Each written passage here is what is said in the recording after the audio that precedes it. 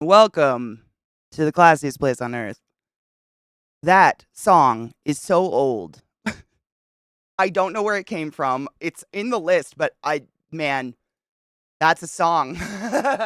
That's a song I used to listen to in college while playing beer pong. So that's ages me a little bit. Good fucking morning. I hope you're doing well. It's early as hell and it's raining. What is summer? I don't even know. I hope you're doing well this morning. Happy Friday, everybody. Ahead of time, this is your reminder to check your VPD. So I'm hands-free with some Sherb cream pie while I mount humidity sensors along an LED rail. I have to grind weed. Fuck yes. Don't hurt yourself. Be safe. Dude, Right Kills, that's a band. They're called, oh God, what? The band is literally called I Set My Friends on Fire.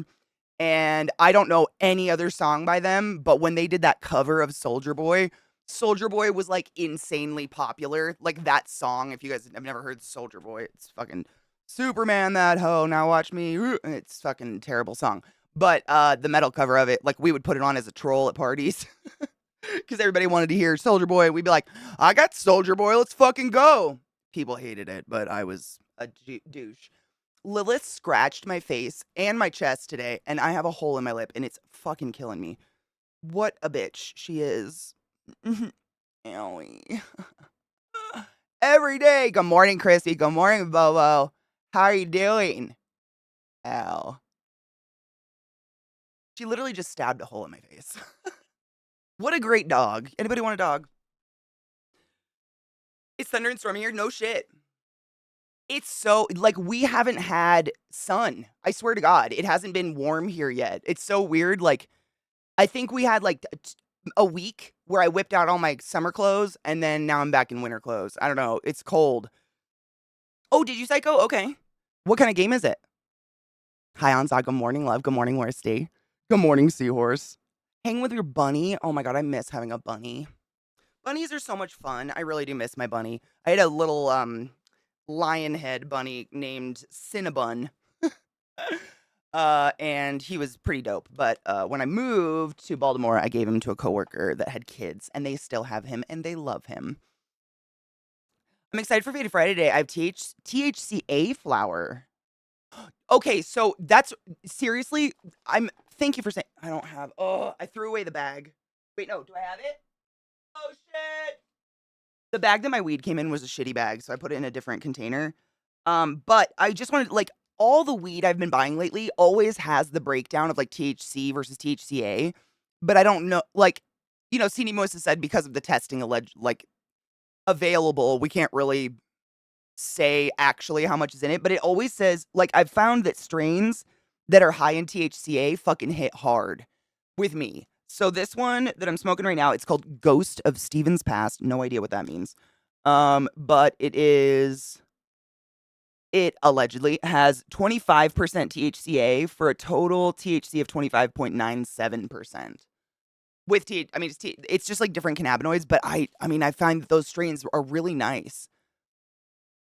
The cool thing about these sensors are they're ultra low voltage. The whole thing that runs for years on a watch battery. How big is the light? However, I have to stare at the lights while doing it. Oh my God. I have super cool shades that make me look like Flea from RCB and the Big Lebowski. There's no better way to do it. There's no better way.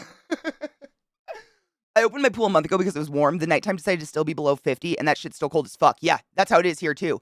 And like, it's like a blessing and a curse. Like, we desperately needed rain. I think the world was pretty dry, but it's June 16th, and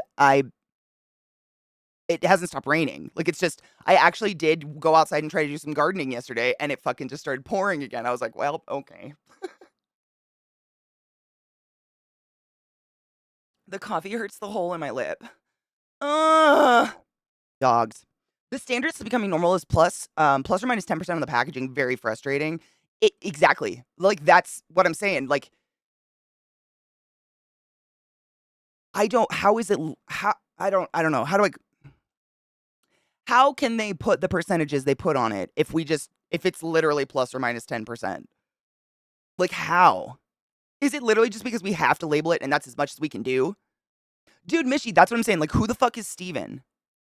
Ghost of Stevens Past? What does that mean? Who's Steven? I have a lot of questions. I'm gonna grind up weed. Where's my grinder? It's a competitive PvE game I sent you. Oh shit, is it like a Overwatch kind of thing, like a battle royale kind of thing?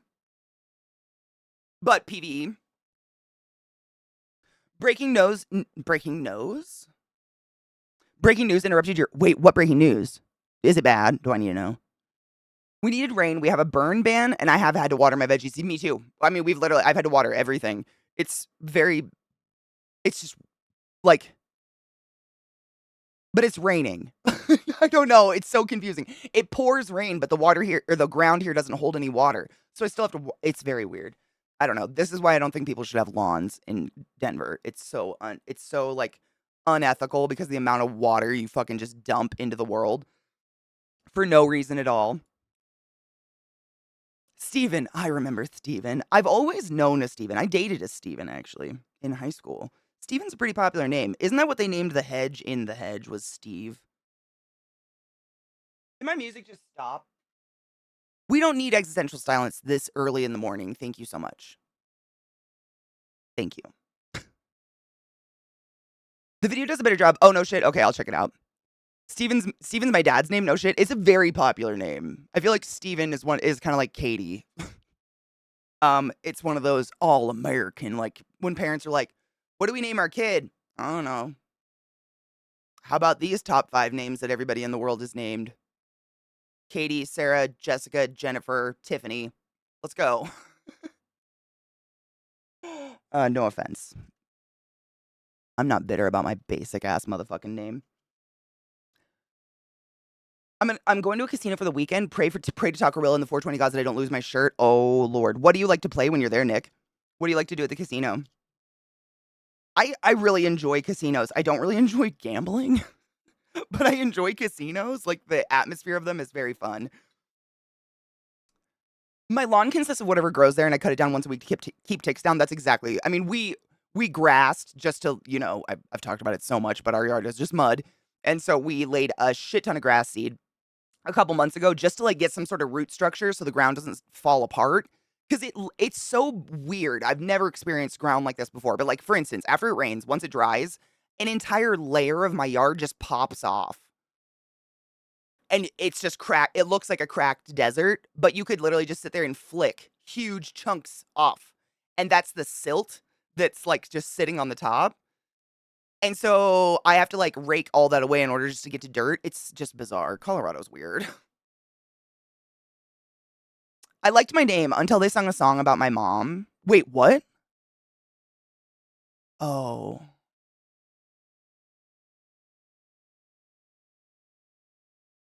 I mean, honestly, I'm kind of jealous. There is no song with Katie in it. Like, it doesn't exist. No one's gonna sing about a Katie. At least you got something. Clover, that's what honest. Oh, glad. Actually, I took a picture of it. I'm gonna show you guys. I'm such a nerd. I'll put it in the Discord real quick.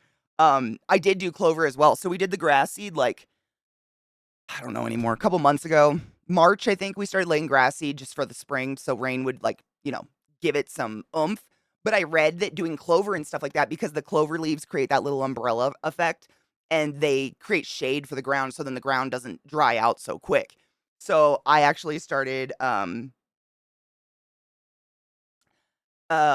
up. 2 things at once. So there's a bunch like we have bald patches in the yard where that silt shit like settles, the stuff that just like sits on the top, and the grass wouldn't bust through it. And so I bought like a pound of it was called like a biodiverse clover seed pack. So it wasn't just one species of clover, it was like every species of clover known to man. Because I'm all about, keep it natural, biodiversity. And biodiversity is good for your soil, nitrogen replacement, all that kind of shit. But it's starting to pop up and it looks like little, I don't even know how to explain it. It looks like little mini fairy forests all over my yard. So I took a picture of it yesterday and I forgot to post it. Hold up. Brain. There it is. Computers? Phones. They baffle me. We're getting a new Killer Mike album today. Shut the fuck up. Good morning, Mike. Oh my god, yes. My understanding is that they took Okay, so this is regarding the percentages of weed and cannabis and shit like that. My understanding is they took an entire plant from each area of a controlled room and tested each flower. They did this for the same strains in the same arrangement under the same lighting for multiple harvests. They found somewhere around 10% variance in the endocannabinoid content. It's not a very perfect procedure. However, it is a way to tell cultivators to get effed when they claim a whole room tested above 25%. Fuck yes. Good. I think my yard's like 75% clover. It was great in the spring. I love clover. And it's so good for honeybees and like butterflies and shit like that. Yeah. I remember when I was a kid, I was definitely that kid that would at recess, I would go like just sit in the grass and make like clover necklaces. I was a weird kid. You send your first choice flowers in for testing? I mean, that makes sense. Hold on. We got to look up Killer Mike album. Hold up. That's important. I didn't even know. I feel like am I off the radar of everything? Maybe it's because I avoid social media because it's also depressing.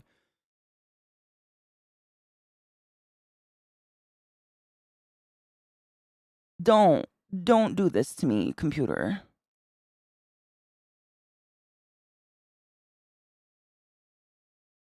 Just open up. Okay, there we are. Jesus Christ. Spotify was being a cock ass.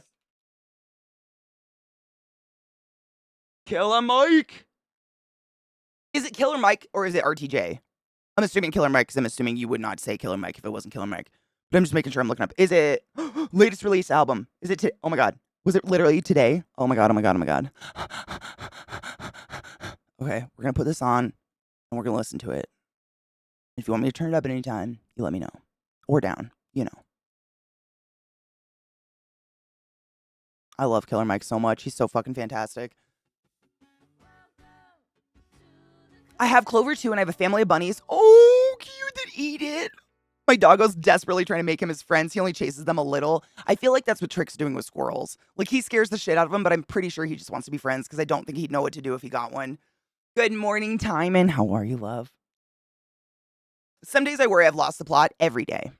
Every day. You guys actually help me reassure that I have not lost the plot all the time. Eliza, good morning, and thank you so much for resubbing to class. Keeping class alive and giving names for 83 months. What the fuck?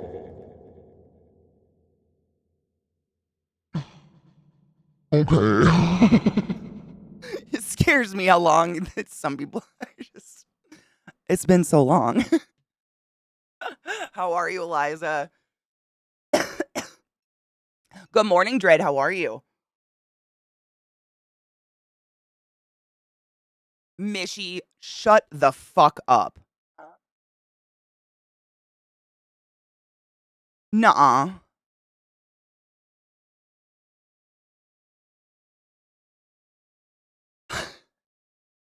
Mishy said, my HOA fines me, like charges Mishy money if there's too much clover in their front lawn.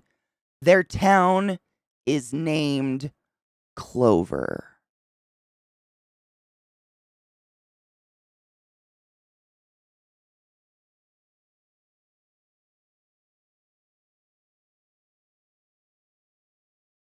I did too, Eliza. Literally, I was just pulling up a picture. I took a picture of it because it's sprouting and it looks really cute. We had a bunch of bald spots in the yard where the grass hadn't grown because of this fucking like mud that turns into, it's literally just clay. It turns into clay and then the grass can't bust through. So I started throwing clover in the yard. I bought like a pound of seeds and it was a biodiverse like clover mix. So it was like a million different kinds of clovers. I don't know, essentially every kind of clover you can get because, you know, biodiverse is good, whatever. But this is what the little patches of it look like, and I think they're really cute. I'm very aware that I am severely easily entertained. Oh, Licky, get out of there. That's what my little bunches of clover look like everywhere, and they're just so cute. Very easily entertained. But there's just these like, it's like they're just bursting out of the ground. It's crazy. They're little duders, and they're just doing their best. I think I'm really excited because I live in the desert, and it's been a really long time since I saw green. Hail Satan, Echo. What? Is Satan different? Does Satan sound different? Hello? Satan? Let's not with that. Hail Satan? It will be a field of clover. Hopefully. Hi, Anza. How are you, love? You never think of Colorado being a desert. Nobody does. I think that's why people move here and then you get stuck. Because everybody that doesn't live in Colorado loves Colorado.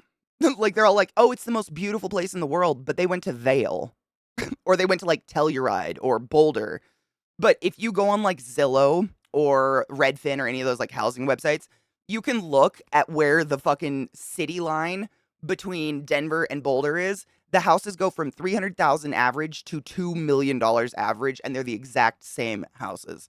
It's insane what you have to spend to live near the pretty. Just live near it. Boulder isn't even in it. It's just near it. Like it's crazy. If you're a normal person, you live in the what's called the range, which is essentially Kansas. It's just flat and gray. No, I'm gonna call it Cloverfield. I got it. I got it. An HOA, what do they stand for? It's a homeowners association. Homeowners association. So essentially, I don't know if this is anywhere else in the world, but in the US, what happens is like if a neighborhood wants, they can create what's called a homeowners association. And essentially, it's like a person from each household in that neighborhood gets together once a month. They pay dues to like a service to have all their lawns mowed and have all their yards kept exactly the same. But HOAs also go after you for like you have to look perfect. These people from each household get to decide what your yard looks like and how many cars you have in your yard and what color your front door is and what your porch looks like. Yeah. And then what will happen, what's really evil, actually, there's a really good, if you, it's Last Week Tonight with John Oliver. It was a bit ago. I want to say it was around Christmas time. He did an episode about HOAs, and it's really, really informative if you're ever curious. I mean, he's hilarious, but he does an entire episode talking about them, and they are fucked up. I've lived in one once, never again.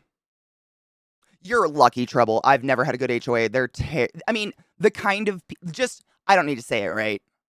Like we all know the kind of person who wants to be in an HOA. And that's not the person I want. I don't want anyone dictating what my yard looks like, period, especially if I own my fucking house. Yep, leaving a garbage can outside, like literally in the little documentary that John Oliver does, they interview a woman who quite literally her HOA kept fining her thousands of dollars because her trash can was visible on trash day.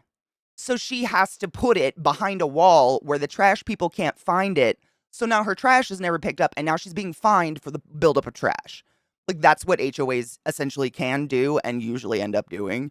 Trouble got very lucky with a good HOA out there. I've heard horror stories. It's literally like house parents who have nothing to do. That's all HOAs are. It's people who don't have a job and have nothing better to do. In my experience. It is. It's like a mini cult. Yeah, it's hell. It is. I mean, if you own your property, no one should be able to tell you what it looks like, in my opinion. Bullshit did a good episode. Oh, no shit. Got a letter for taking my trash to the street too soon one night. Oh, yeah, we've gotten that before. We've gotten that. We've gotten it, like, literally, we put our trash out one night, and the next morning, Zach usually wakes up around, like, 9:30, 10 before his stream. He went out to get the trash can, and someone stole it. Simon's HOA tries to charge and fine him, but the joke's on them because the HOA isn't on the deed. Oh, good. Good. He's lucky. Always read the HOA crap before buying a house to make sure they don't have too much power. Yeah, it's disgusting. HOA, neighborhood union, but unions do things for their members, whereas HOAs are just Nazis. Literally. Yeah, they don't do anything for you. I mean, I don't know. In my opinion, I don't need a group of adults to hire someone to mow my lawn. I can mow my own fucking lawn. Some HOAs don't really care unless you're being a dick to neighbors. That's what I've heard. I know some people have really, really relaxed HOAs. The ones that I've lived in have always been run by a very uptight home parent who just has nothing to fucking do. Like literally, they're just bored, so they walk around the neighborhood making notes about people's yards. A friend of mine moved to a town where there's a single city official responsible for measuring people's grass. That's psychotic. No, thank you. There is a city like that in Washington, actually, right next to my college town called Linden, Washington. I'm pretty sure it's Linden.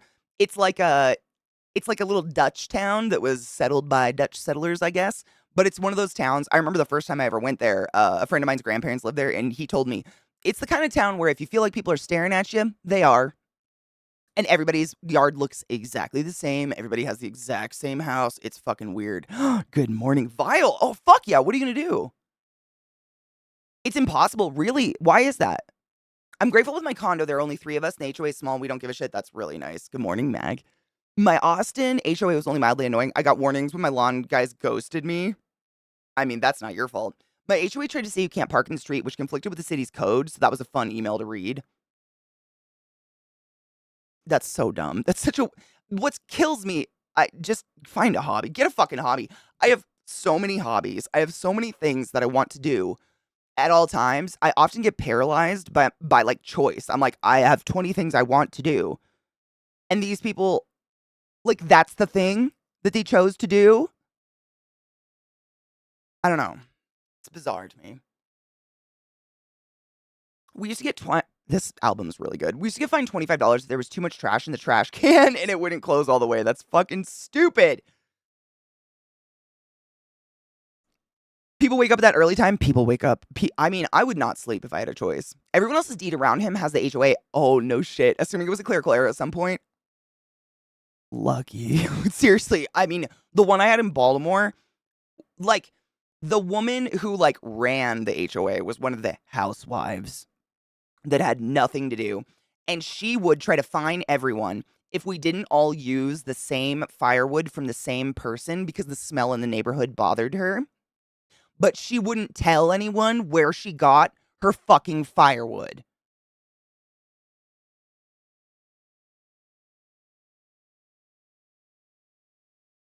No. I thought 9 a.m. to 11 a.m. was a fallacy. That time doesn't exist. I mean, kind of. It flies by for me. They charge him $75 a day for having a window AC unit out front. Really? I've seen that neighborhood. It's not a bad neighborhood, but it's very normal. It's a very normal. It's not like there. I mean, come on. What are you trying to be here? Jesus Christ. HOAs can also change at the drop of a hat, 100%. I mean, you get a new neighbor and that shit's fucked. One of my exes pissed off the HOA because she didn't mow the way they wanted it, so she replaced all the grass with moss. That's what Scott does. No shit. Scott's not in an HOA, but Scott lives in city limits now, whereas Zach and I were like literally across the street from Denver proper city limits. So they can't dictate what my yard looks like. So, like Hills was saying earlier, I just let shit grow in my yard and I mow it down to control bugs and snakes and rats and mice and shit like that. Like, you don't want a field in your yard, but I don't plant like grass. I don't like water my lawn and maintain some fucking like lush because I literally live in the desert. Like, that's so unethical. But where Scott lives, he's in city proper. So when he first moved there, he just started getting fine after fine after fine because his yard wasn't grass and his neighbors were worried gardener snakes would bite their children. I can't even make this up. The dumbest shit. I mean, it's not the dumbest, but wow, is it dumb? And so what him and his wife did literally is they landscaped their front yard. So their front yard looks perfectly manicured. Like, they laid out a bunch of mulch and then they, like did perfectly planted plants in a row, but every plant they planted is a weed. But do you know what I mean? Like, it's a different kind of local weed. But they put like little signs in front of each one saying what species it is, and it looks so organized, but it's literally weeds.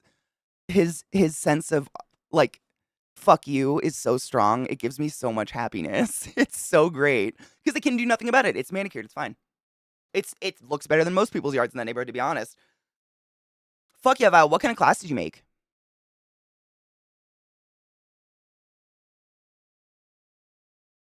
Consider, if you will, a town that sucks. When buying a house, ask if there's an HOA and then find out if there's any retired people living on your street. That's the person who will measure your grass. My God, that's psychotic. That's psychotic. Like, an HOA should be there to tell people not to water their grass, in my opinion. Hobbies, that's what I'm saying. Like, I'm constantly painting. I'm doing like jewelry stuff. I've got games I want to play. Like, I'm sewing. Like, I have so many things to do all the time because I can't stand to be bored. I don't understand how these people are like, I have free time. I'm going to go make my neighbors hate me. Okay. I wanted solar panels on my last house, and the HOA would only approve panels on the side of the roof, not facing the road. My house was south facing, so solar on the north facing slope of my roof would have done nothing. What your HOA? Wow. Yeah, I have no words for that one. That's fucking stupid. You were saying how you like men who painted their nails, Katie. If you do, you'd love Jason Momoa's character in Fast X. What's Fast X? Wait, is that the new like Triple X movie? I've always had a thing for painted nails and eyeliner. I don't know why. I don't know. That woman needs therapy. That's an understatement. Yeah. Good morning, Beata. We should cheers. I packed a bowl. Oh, we missed 420. We picked up a pasture grass plus clover blend to fill in the rest of the patches. That's exactly what we did. Literally, it was like a pound of that pound of clover shit. But I'm hoping it helps because we just have there's no root structure in my yard. It sucks. Knee high right now. And we just talked about letting the neighbor mow it next time he asks. That's what ours is right now. It's knee high. And I go through. We actually bought Zach got like a modern day scythe. No shit. And I just go through the yard and swing it back and forth and get the grass down to a level where it's not, like growing taller than me. I learned that wisteria is technically an invasive plant. So take that, people with awnings. Dude, have you ever grown a wisteria? I fucking love. When Katie says planting weed, I actually am growing weed right now, Mag. I planted my seeds finally. My plants are literally they're about repotting size. I gotta get pots. I learned, but yeah, wisteria is one of my favorite plants in the world, but I always thought it was hard to grow. I didn't realize it was as prolific as it was. And when I was like real young, I got my mom a wisteria for Mother's Day, and she planted it in her yard, and they had, I think it was an Australian Shepherd. It's one of those little cattle dogs that's like all looks like salt and pepper, and they usually have like a bright blue eye or something like that. And they had one of those dogs. And this dog had so much anxious energy, it literally chewed the wisteria to the ground, like destroyed it. And my dad got plant tape, taped the wisteria back together because my mom was so heartbroken over it. And the thing lived. It literally kept going. Like it survived. Then I moved to Maryland, planted a wisteria in the front of our house. And my ex actually he texted me and he's like, I'm so sorry. I had to tear down your wisteria because it went over the top of the house. And you know those giant rat snakes that live on the East Coast, those big old black snakes? They literally were crawling up the wisteria and looking at him through his bedroom window, like second story window. But yeah, if wisteria has water, shit will go wild. They're amazing. Oh my God, you gotta get one. I'm not shitting you. I stand out there with coffee and just,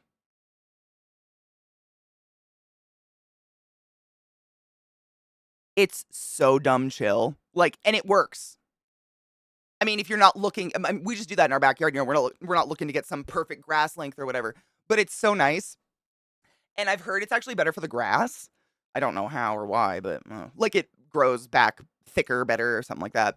My backyard was overgrown with knotweed, so most of my yard's covered in old carpets with mulch or wood chips. That's what we're doing. That I'm literally knotweed and what's the other one that's around here?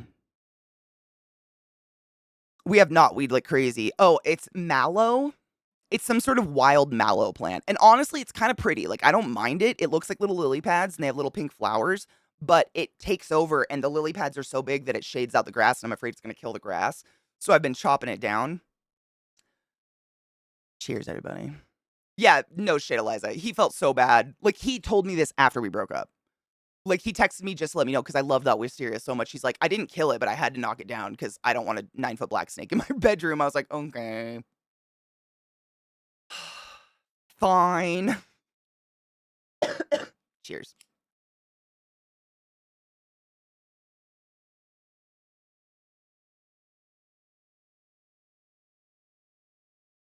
Vile did a lightning sorceress with a hint of frost? Fuck yes.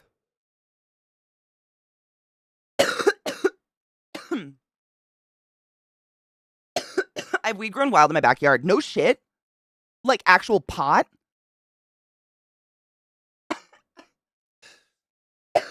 I mean, it depends what kind of black snake. 9 feet? Where's it going?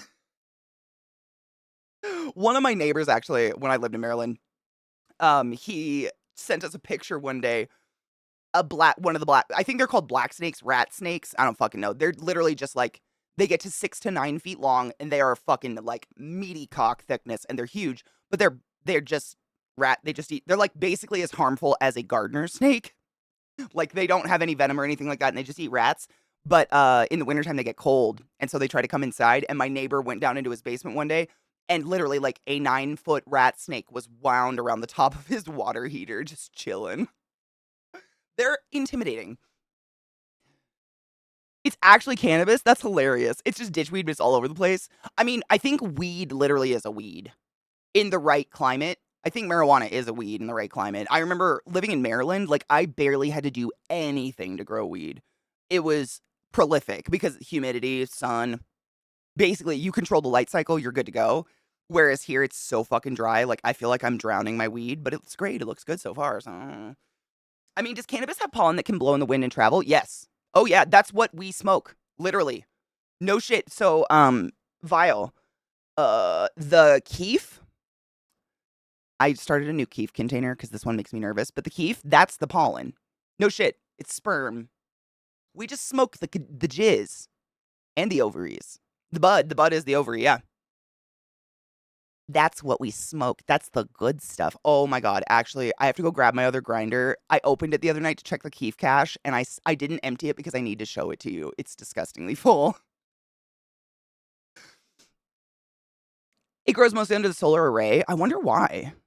Meaty cock thickness. It's a meaty snake, man. They're a big fucking big bitch. Look at a product called Safer Soap. A girlfriend of mine out there said aphids are going to be bad. You know, I will, but on that topic, I've been finding ladybugs in my garden every single day, and it makes me so happy. Like, I don't have a huge established garden. Like, it's literally brand new. We're just trying to do it this year. But I've got really good, big old, my potatoes are huge, and they're actually budding. They're going to have flowers on them pretty soon. My sunflowers are growing pretty big. My tomatoes are doing pretty well. I don't know what's happening with my peppers. My poppies are coming up. The clover's coming up. But when I go out there just to look at everything every day, I swear to God, every day I see at least 3 ladybugs. It makes me so happy. It's just like every time I see that, I'm like, I have a healthy yard. My yard isn't dying. A pen. Is it one of those things you just like spray onto the aphids and it like dissolves their waxy coating or whatever on their body? I think I've read about that stuff before. Safer soap.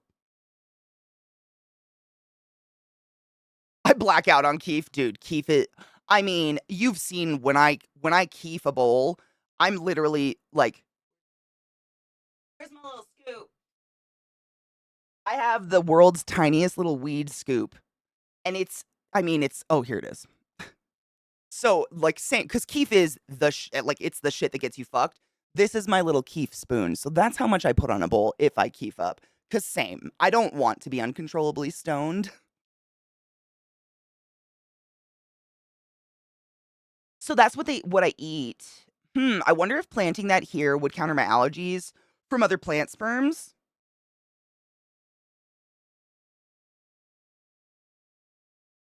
I don't know.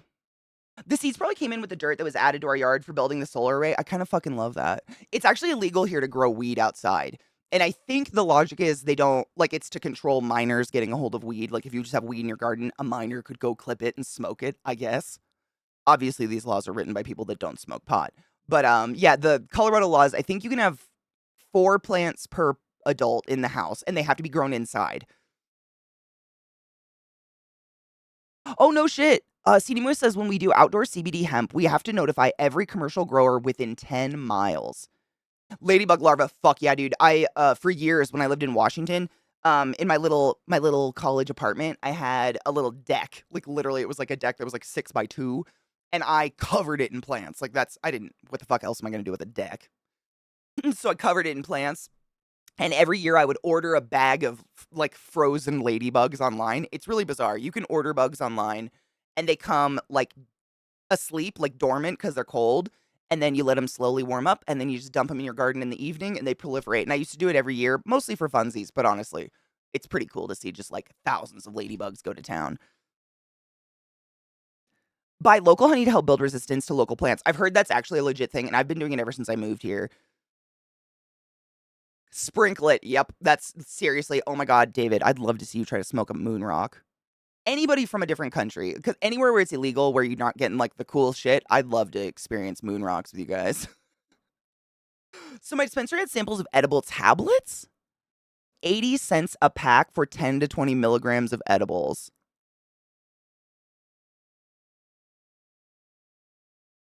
Weed is getting so cheap. I mean, no shit, Eliza. This latest ounce I bought, the Cosmos, it's by a brand called Cosmos or a grow house called Cosmos, whatever. The strain name is maybe one of the weirdest I've ever had. It's Ghost of Stevens Past. I have no clue. Never heard of it. But it was $50 for an ounce. Like I literally went into the shop and was like, this isn't skag weed, right? And they were like, no. You just gotta repackage it. It's in shitty packaging. $50 for a fucking ounce of top-notch weed. The world is crazy. It's crazy. I always warn the hubs when I add keef to a bowl or when I do dabs so he knows the dumb is incoming. Zach can smell it. Like, he knows if I did it. He's like, did you put that weird shit on your bowl? It smells like shit out here. So even when I did not plant it, it's all volunteer weed, so I legally growing weed. So I would be illegally growing weed in Colorado. You won't get like if you accidentally grow weed or something like that, you don't get busted. Literally, this is what the legislation says, Dread. It says that you can grow weed outside. It's how do I word this? It's not illegal until you harvest it. I guess. Like it's very bizarre, but there was actually good morning taco. There was a little old lady. She was like in her 70s or something. I think it was a couple years ago. And she accidentally, like, she nurtured a weed plant. She thought it was one of her tomato plants. No shit. Like, it was just growing in her garden. And she nurtured it. It grew like 9 feet tall over her fence. So, of course, someone called the cops on her and the cops showed up to confiscate it. But they just cut it down and took it. Like, she had no idea what she was growing, like, which is hilarious to me. But there was no, like, she wasn't charged with anything because she didn't harvest it. Like, it's illegal at the point that you clip the bud. I guess. That's their logic. So you could accidentally grow a plant and be fine. I've always wanted to do that. We have praying mantises here though. Like we have wild praying mantises every year I see them outside. And I'm worried, like I don't want to introduce an invasive species or like a competing species, and I don't know what species lives here. I can't figure it out. They're just big green mantises. I think they're like Chinese mantises. I think that's literally the species they are, but I don't know. A limited 10, but shit caught me off guard. No shit. Had 2 seeds in my dispensary batch last week. Oh my God, did you sprout them? That's literally, so the seeds that I'm sprouting right now, Fester, I've been saving them in this little vial. Literally, it's like a jewelry vial. It's like this big. Every time I had a seed in my weed, I would just put it in that little vial, save it, put it to the side. And it happens so rarely. Like the weed nowadays is, I honestly, it's been years since I got seeded weed. It happens, but it's so infrequent. But I'd save them. And so I finally, like the vial was full of like 10 seeds or something like that. So I was like, I guess I should probably sprout these or something. And they all sprouted. So I planted them right away. And I think I've got 8 plants. And they're established. Like they're good size. I need to repot them soon. But I have no clue what they're going to be. None. No clue what the strains are at all. I'm just hoping they're not male. There's going to be a point where I'm going to be taking a lot of pictures and hitting up Tallulah in fucking Discord like, is that a boy? Because you got to kill them, sadly. Got to cull the boys. A cartridge of Mexican flan? Is it like a disposable vape or is it like a cartridge that goes on like an arrow or something? Yeah, just don't pick it or cut it down. Seriously. That's literally it. That's it. And I think that's pretty much the way it is everywhere. Like, you don't get in trouble for growing a pot plant. It's the cutting it, I guess, which is so weird. I don't know. David Kale, no shit. I'm a lightweight with booze. That's me with booze. No shit. 1 beer and I'm fucked on 1 beer. A pint does me in. Super, which has never made sense because I'm not small. Tour weed is so cheap. I paid at least 2 to 3 times for this THCA flower. Oh yeah, I mean that's like in Maryland. I mean literally like if I drove to Utah or I don't know, is it illegal in Utah and Wyoming? I don't know the legal states. Colorado is kind of a weird island in the Southwest. Like we're very blue, we're very like safe for the LGBTQI plus, like blah blah blah. Like we're a good state, but everybody around us is really scary. So like literally, if I lived on the border of say Utah and accidentally stepped into that state with my weed, it's suddenly a felony. Like I can go to just jail. It's very bizarre. And when I lived in Maryland, for like less quality for an ounce, I was paying about $250 an ounce ish, give or take, depending. And that was like sometimes it was literally like skag fucking weed that tasted like hay, and sometimes it would rock your world. Like it's wild. Isn't it, Viata? Have you? They're like it's so sad that my brain automatically thinks like I was saying this earlier. I went to the dispensary and asked the guy like, "Is it $50 ounce? Is this like skag weed? Why is this so cheap?" And he goes, "Oh, it's just the packaging." Because it was like it's clear, shitty pack. He's like, "You just have to repack it. That's it. It's great weed. Like I've been smoking it. It's phenomenal. It's wild what legalizing things can do." So you were talking about moon rocks the other day. Guess what ads came on my phone when you got it? Moon rocks. Dude, hurts. That happens to me all the fucking time. It's so creepy. I'll just have a conversation with Zach and suddenly get ads on my phone for the things we talked about. It's weird. My waifu could smoke me under the hypothetical table with dabs. D is for distillate. It's fucking great.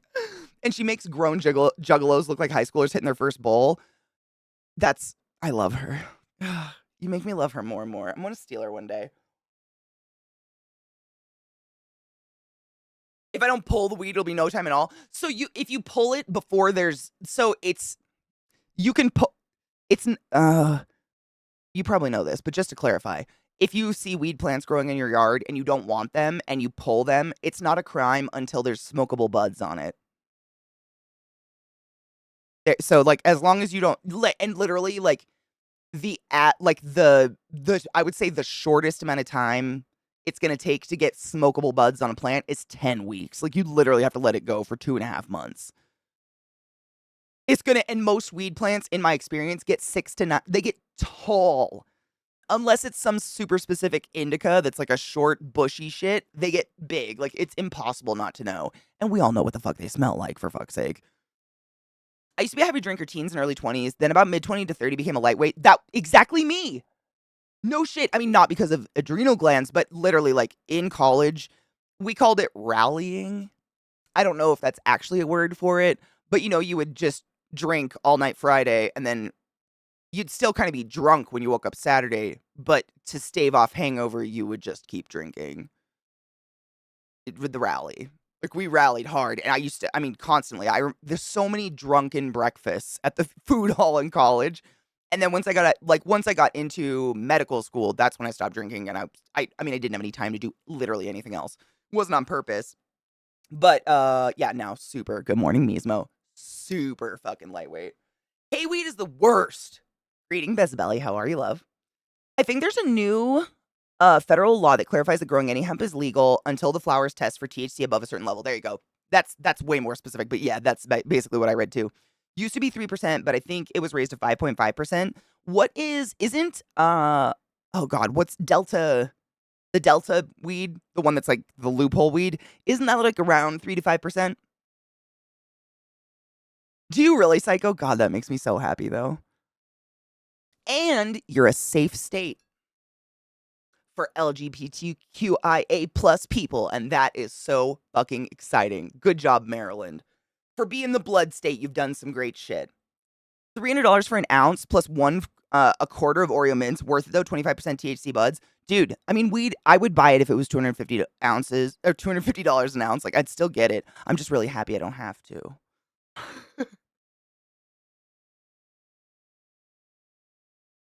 Dutch cannabis laws are weird are weird as well. It's okay to sell it, it's okay to smoke it, and it's illegal to grow or import it. What? So as far as the Dutch authorities and government know, it just appears out of thin air in coffee shops. That's pretty great. That's kind of DC, honestly. So the capital of the United States of America, Washington D.C., where the White House is and our president resides, it's that kind of legal. Like it's legal to smoke weed, it's legal to buy weed, and it's legal to sell weed, but not from an established building. You can only sell weed from a pop-up tent. And then the other, like, I guess you're not really selling weed. So maybe it's not legal to sell weed. Let me just tell you what you have to do. So if you go to Washington, D.C., you go online and look up weed pop up shops, and there will be a million websites that show up, and they will show you every single weed pop up shop in the city and their current schedule, where they're going to be, where they're popping up their tent at any given time. And you go there and you pay $200 for a t shirt that comes with a free ounce of weed as a gift. And that's totally legal in Washington, D.C. It's so fucking weird. And then, quite literally, they look at you and they go, "Do you actually want the t shirt?" Every time. And I'm like, "Yes. Give me the fucking t shirt." I know, right, Eliza? Sometimes they don't even have the shirts. They literally don't have t shirts. They have t shirts on the back. Like, going to a concert, they'll have them up with prices on them.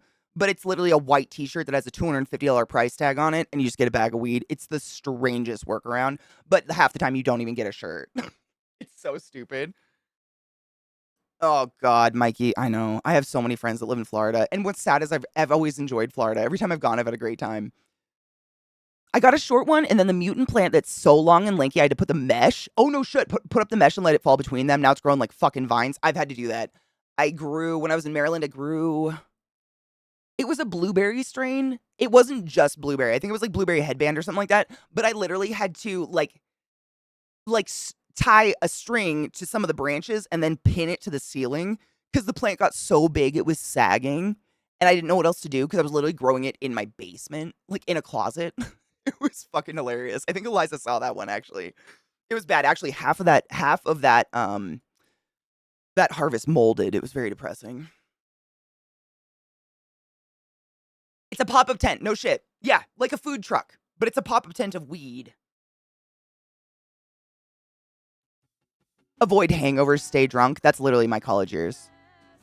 Yeah, Delta 8, 9, 10, something like that. Grew 8 feet tall. Yeah, I believe it. Mine have grown 9 feet tall. No shit. They're huge.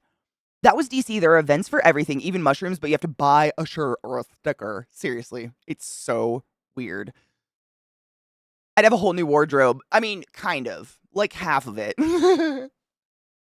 How fucking dangerous is that? Just fucking tax it and make money. Why isn't it that simple? 'Cause of Jesus. Why don't I know about it? Wait, Bezabelly, about the weed thing? And see, Glut, I guess I probably have never visited the areas of Florida where shitty people reside. I think that's my problem. Because I've driven all the way through Florida with friends before, like doing road trips and shit like that. I drove from Georgia down to Orlando, and people just seemed so nice. But this was literally like years. I don't know. I don't know. The people have just seem normal. It's like, where are these crazies? Where are they? I'm just not going there. I don't know. But probably because the people I usually travel with are locals and they know where not to go. That's probably the problem. Rod! Good morning, love. How are you? It was straight blueberry. Yes, it was straight blueberry. Okay. I couldn't remember. It's been that long. And purple, you did purple haze. Yep. Was that the one that half of it molded and we had to like throw it in the woods? Delta 9 is found in high quantities in the normal weed plant we know of. Oh, no shit. Rin, my love. Oh, hi there. Thank you so much for summoning the class, keeping the class alive, and giving it anything so fucking long. I appreciate you, love. How are you? Point me in the direction of weed and trees. Weed and teas? Okay, Bezabelli, no shit. Just there's apps for it now, but get on your phone. What I did is I was part of an emailing list. So every day, first thing in the morning, like 8 a.m., I would get an email, and it would list every single weed pop-up that was going to happen that day.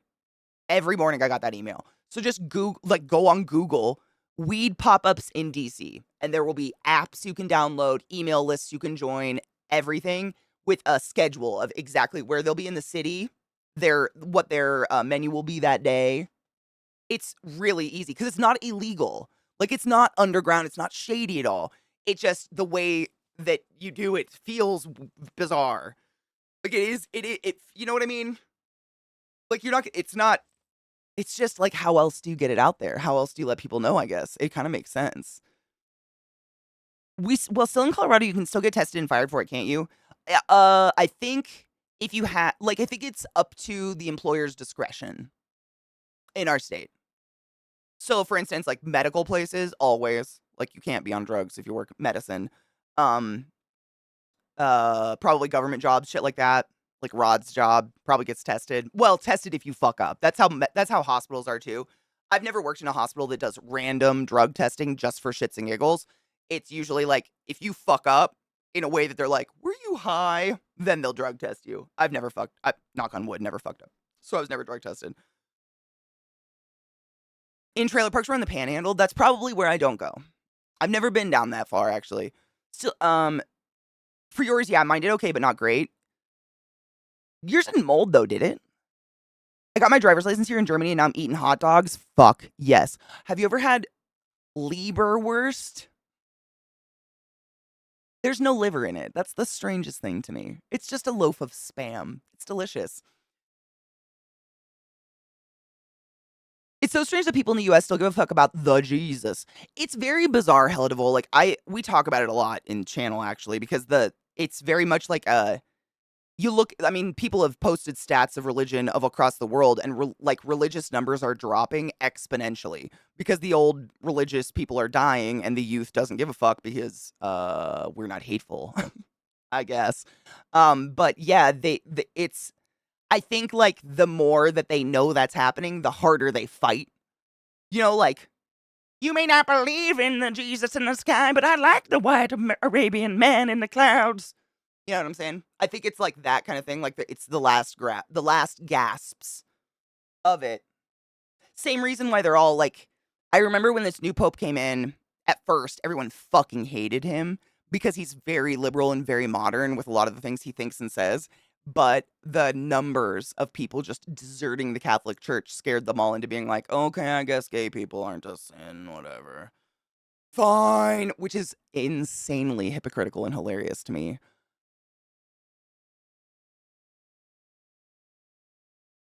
Why do they make us feel like criminals for buying weed? I mean, there's still, like, a stigma about it, about being a pothead.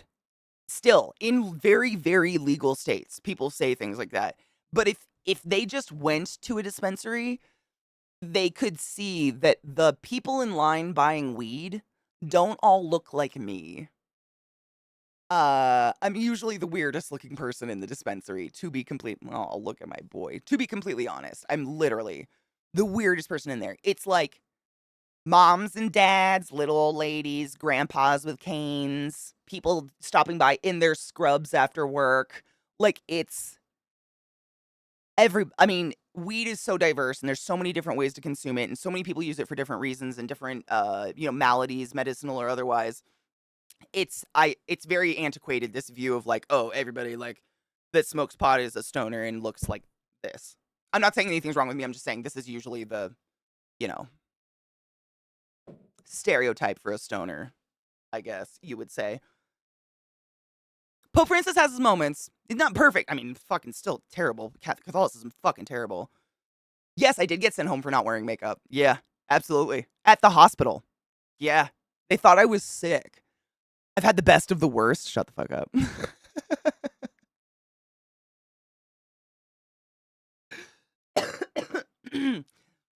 Lay worst. Lay bear? Is it really lay bear? Not Lieber? At least for my company now, we don't get fired if you're doing an RX inventory. You can't have any THC in your system. That's why I just don't do it. That's why I just do it on weekends. I mean, 100%. And I am completely in support of not being intoxicated at work if you can hurt people. Like, if you sit in a computer lab and you code all day, I think you should be allowed to be high off your ass. You know?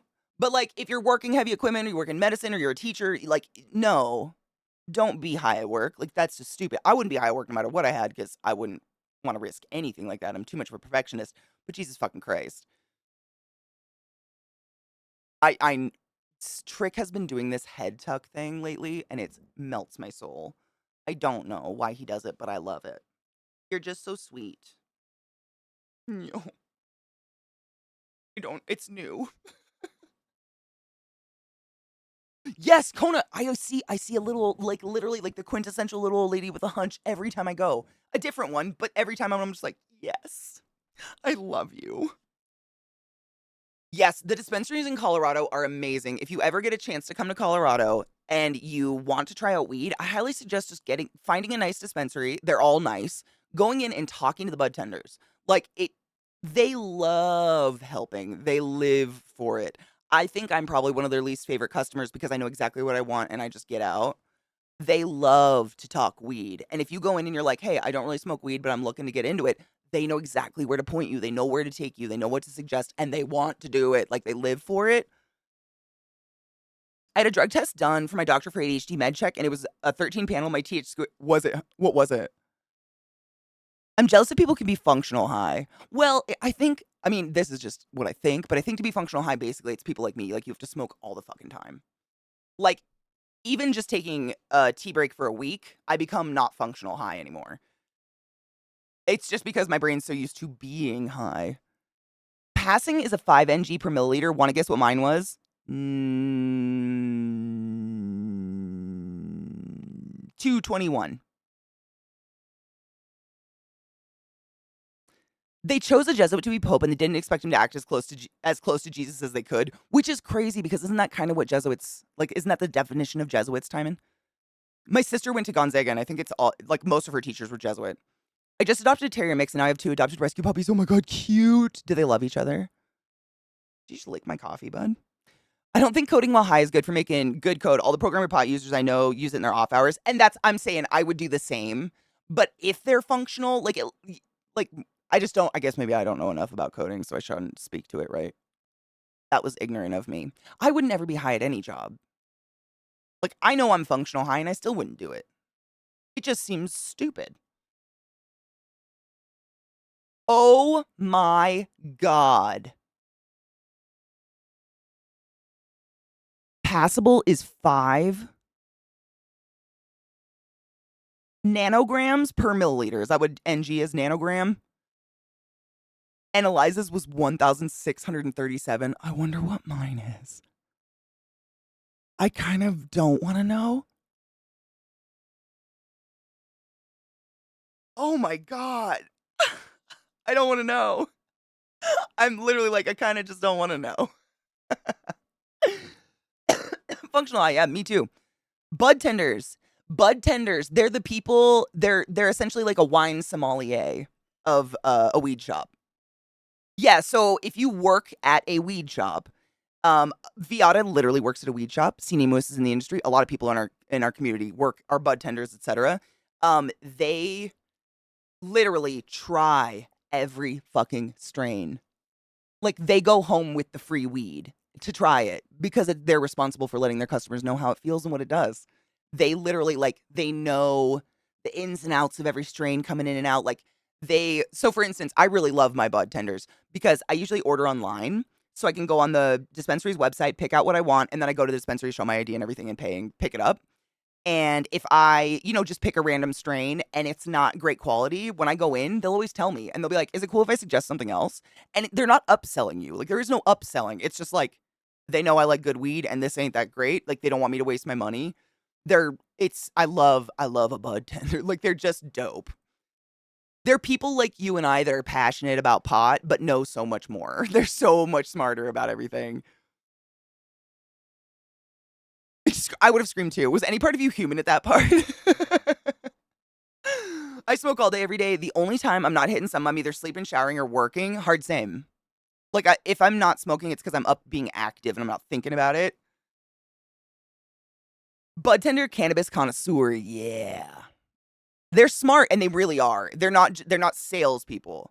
Like, they're not there to upsell you on weed. They're there to, because weed is so across, like, a lot of us smoke it recreationally, but a ton of people that are buying recreational weed smoke it medicinally. So they know what the effect they want, but maybe they don't know which strain because new strains are coming in and out all the time. So having a bud tender there to be like, hey, I usually smoke for joint pain. Is there a strain you got good for like pain around right now? They'll know. Like, they'll straight up know which one. And that's just invaluable. If I have my vape in my bathroom, I'll hit it in the shower, but I usually just wait till I get out. I always take a huge hit before I get in the shower. Stoned showers are the best.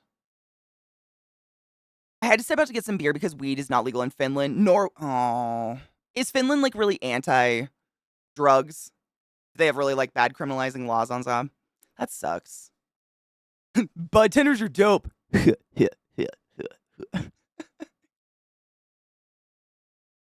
Why are you so snuggly today, bud?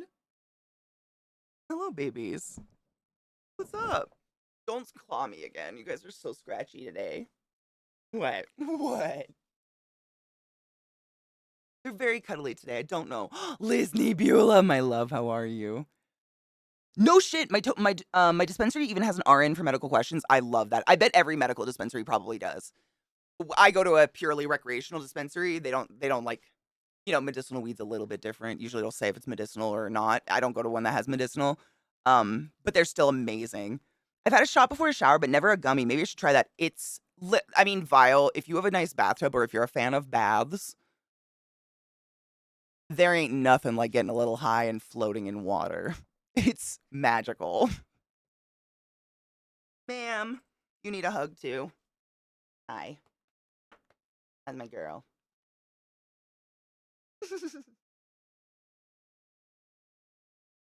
Dogs, man, they're so weird. You're so weird. I'm pain, no. Having the worst intracranial pressure, no. What is it? Atmospheric pressure today is horrific, Lizzie. Like I get a warning about atmospheric pressure on my phone because they give me migraines too.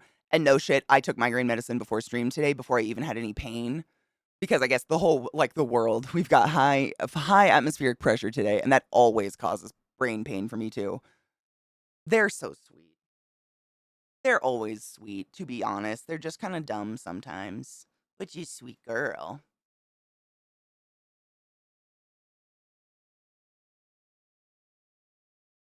They're sweet. Oh, Bubba. Oh, my sweet boy. You guys need to go outside. Is that what's up? It's probably break time, I guess. Needy motherfuckers. I'll cheers with you when you get back, Lizzie. I gotta grind up some weed. Quick break, everybody. Every couple of hours, we take a break and we stand up and stretch our dicks, clits, and non-binary bits. You know, the shit. I'll be back in a few minutes. Gonna take my dogs out. Hopefully, they don't try to kill a squirrel. Loadable. I'll be back. Maybe mosquito. That is the only thing I do not like about this rain. Fuck that. Mosquitoes can suck my ass. They literally want to suck my ass. Yesterday, I went to pee and I had 2 identical mosquito bites on my kneecaps. What the fuck? What the fuck? I hate them.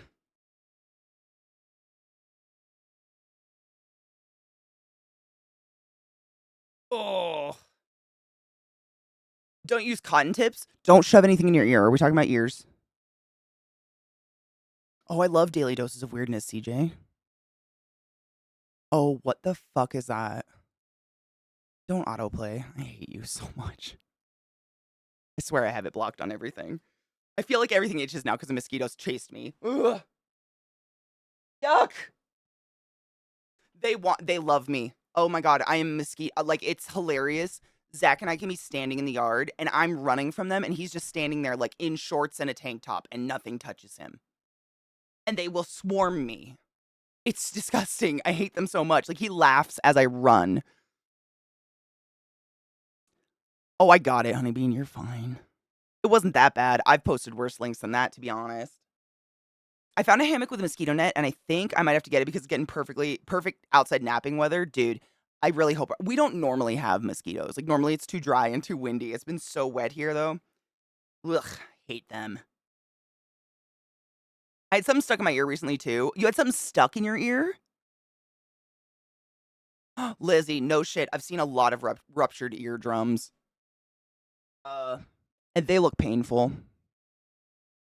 I also saw someone who shoved a bug in their ear with a Q-tip on accident. That was pretty fucking gross. A dead one. Cheers. I owe this, I think. I don't know.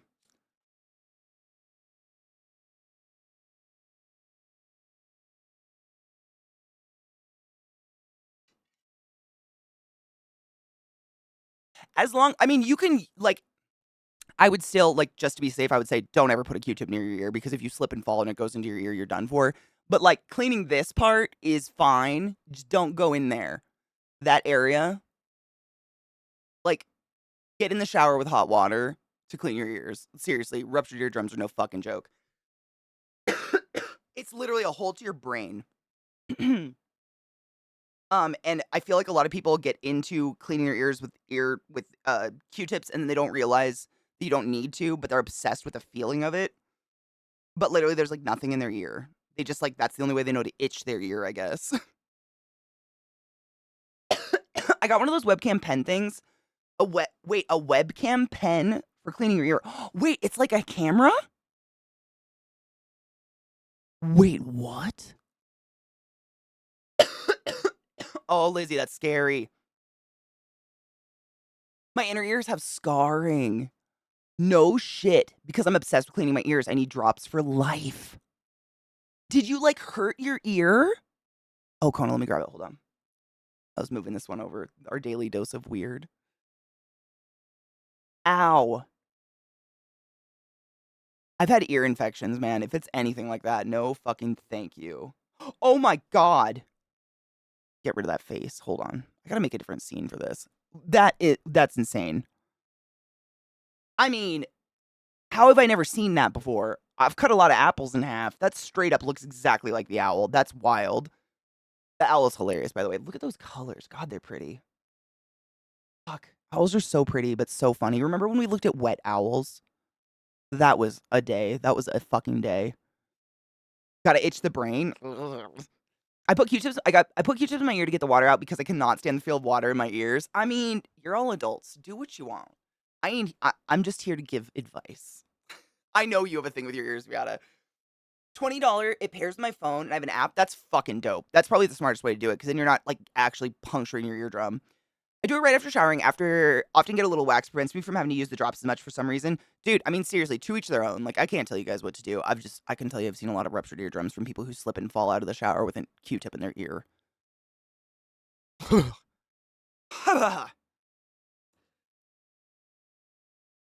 I just towel on my finger. I don't know. I do clean my ears. Like I don't not clean my ears. I have plugs for fuck's sake. I have to clean my ears, but like ugh. Blah, blah, blah, blah. Does weed make tinnitus better or worse? I think that's all individual.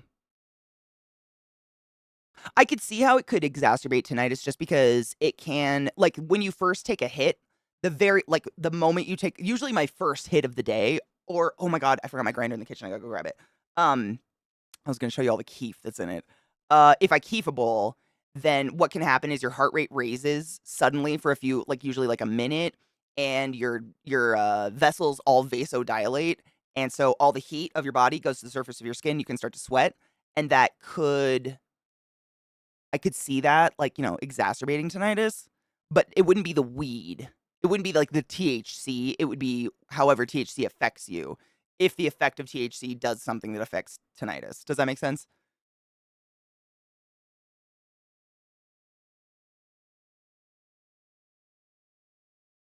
I think an issue is some people have more ear material buildup than others. Isn't it just dead skin and like oils, like body oils? I always wonder because I know some people have like I understand like I wouldn't want dirty ears either. I completely sympathize.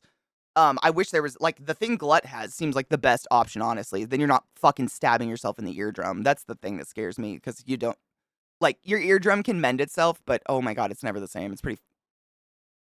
Oh, just hold on. When I miss a hair on my leg, I'll stop dead in my tracks and prop my leg up to find that damn hair. So will I. I will literally. I have tweezers in my purse for this reason. Same with any part of my body. Like if I can feel it, I got to get rid of it because I won't be able to function unless I can't stop feeling it.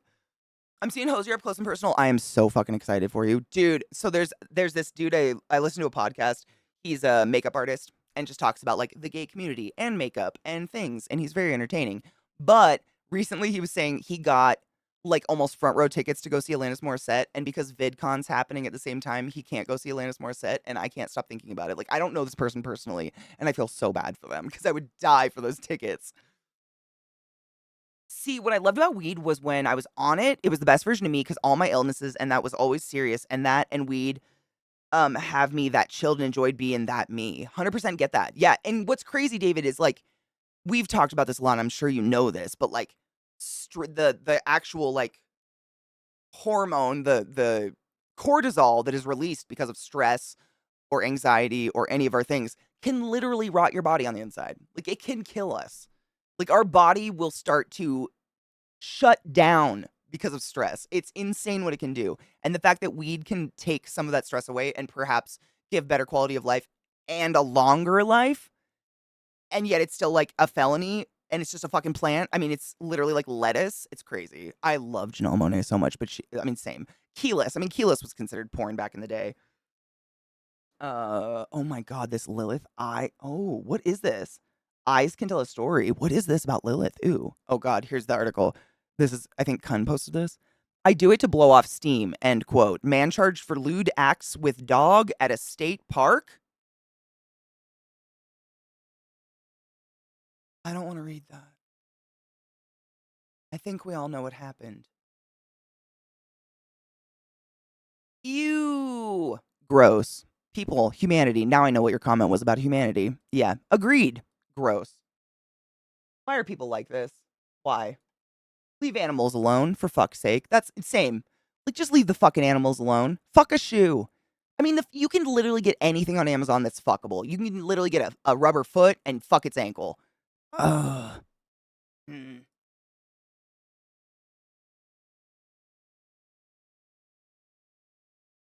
Sorry, I'm just moving shit over to the screen where you guys can actually see it, and I had a lot up. Yeah, no, that's just sad. People are gross. I have to take cortisone externally, and that's so sad to me because I'm sure you know this and we all know this. A lot of the drugs that doctors are legally allowed to prescribe do infinitely more harm to us than good when they could prescribe something like one. I don't know. I'm not saying weed fixes everything and it doesn't do everything for everybody, but it does work for some people. And the fact that those people, it's a felony for them to help themselves with something that is virtually harmless is crazy. Happy Pride Come Sugar! I recently found out there's a sex positive asexual and my life suddenly makes sense. I've never met a sex negative asexual. What is that? Teach me like I'm 5. I mean, I know a lot of wonderful ace people and they like, I'm like one of the most creepy sexual people in the world and we're still like good friends. Like there's a lot of ace people in our community. I feel like just because you don't want to fuck doesn't mean you hate it. Is that just me though? I don't know. I've never met an ace person who is like opposed to the idea of me liking sex, I guess. Weird. People are mean. He's trying to use up his peanut butter. Oh, cunt, that is fucked. People are fucked up. I love the fact that alcohol, which can literally make people ragey, angry, so bad they hurt others, is illegal. It's also a literal poison. While weed, a chill plant that makes people drool and get hungry, bad. I know. No, same. I mean, the legislation around it is obviously made by people that have no idea what they're talking about. That's all I can come up with. Oh, let me grab that one. Hold on. I just finished moving all the fucking shit over. Let me move that one before I forget. Okay. This is a Lilith video. I got the grinder, actually. Do you want to see that before we watch this video? So I just have 2 grinders. This is my bedroom grinder. That's it. So I don't, like, have to move shit around as often. And, I opened it the other day just to check the keef thing, and I really didn't think it was gonna be this full.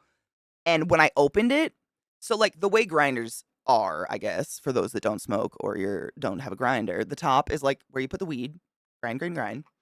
And then the middle, this is how most grinders are. Some grinders don't have a keef catch, but most do. This is where your ground, like, bud is. This is the shit you put in your bowl. And then there's usually another screen below that, and that's where the pollen goes, or the keef, and that's the good shit. But it fucking fills up sometimes a little bit fast. And when I opened it, like, it looked empty, and then all of those chunks fell out of the top. What would happen if I just smoked one of those, do you think?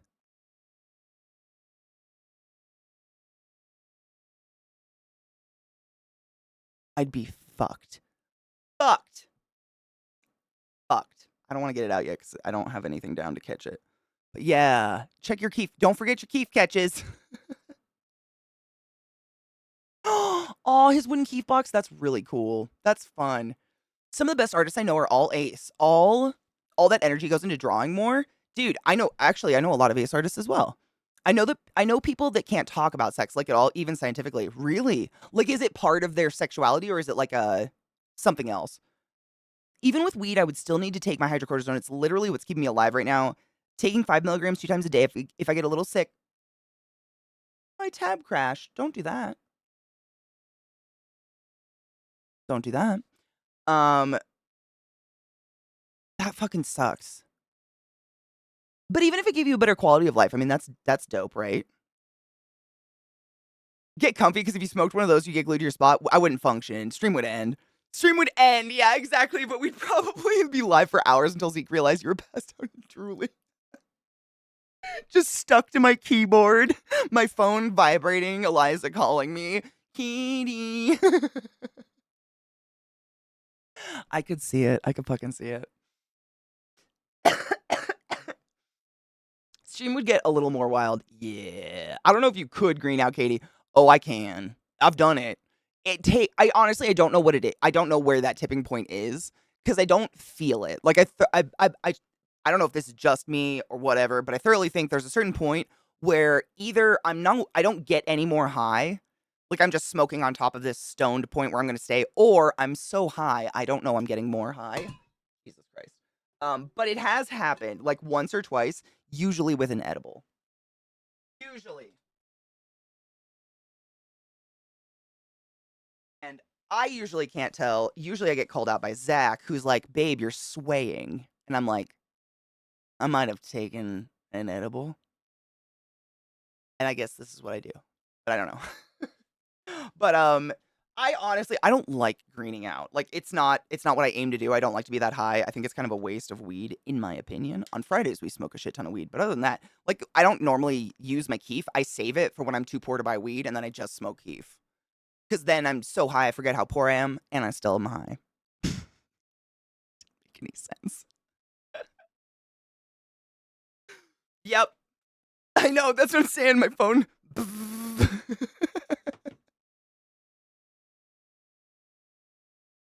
That'd be great.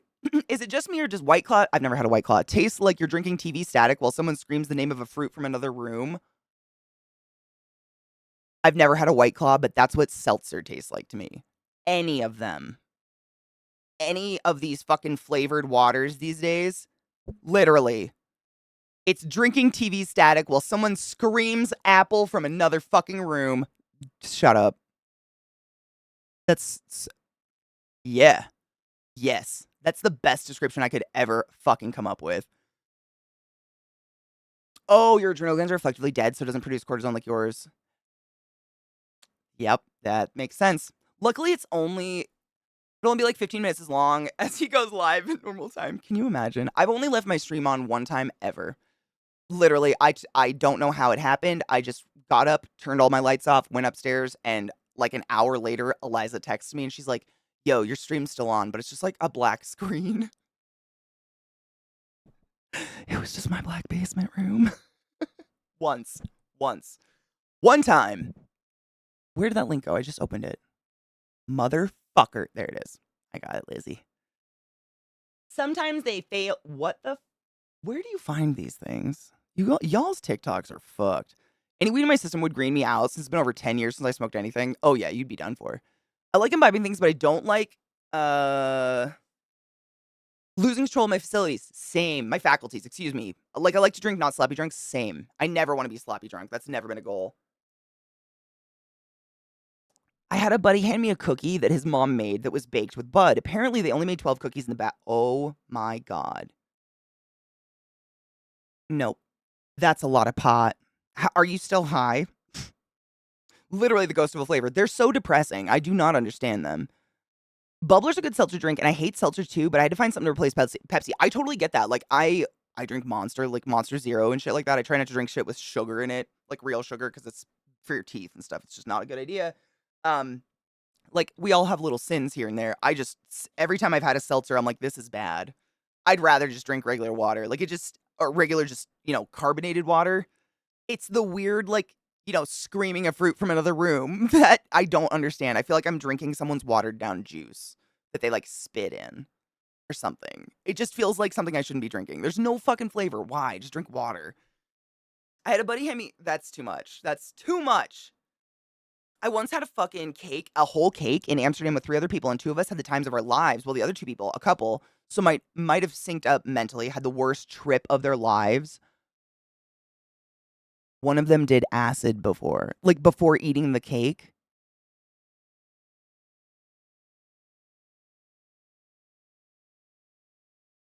Ugh. At least you weren't one of the people that comes back and rubs one out of their streaming PC. I make it a rule, I don't even get naked and like, I am a nude queen, like, I just walk around my house without pants on because it's my fucking house and my rules, but I do not walk in this room without clothes on. Like, ever, just in case.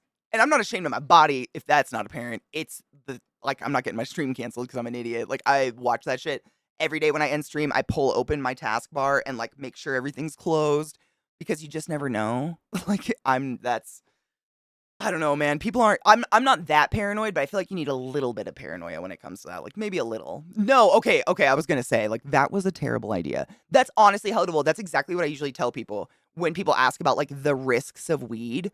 I seriously say weed can't kill you. It can make you feel like you're dying and or want to die, but the weed won't kill you. You can absolutely do too much though, especially with edibles. Like in Colorado, because we were one of the very, very Lizzie, we're gonna grab these. We were one of the very, very first states to recreationally legalize, if not the first, I don't remember. And I didn't live here at the time.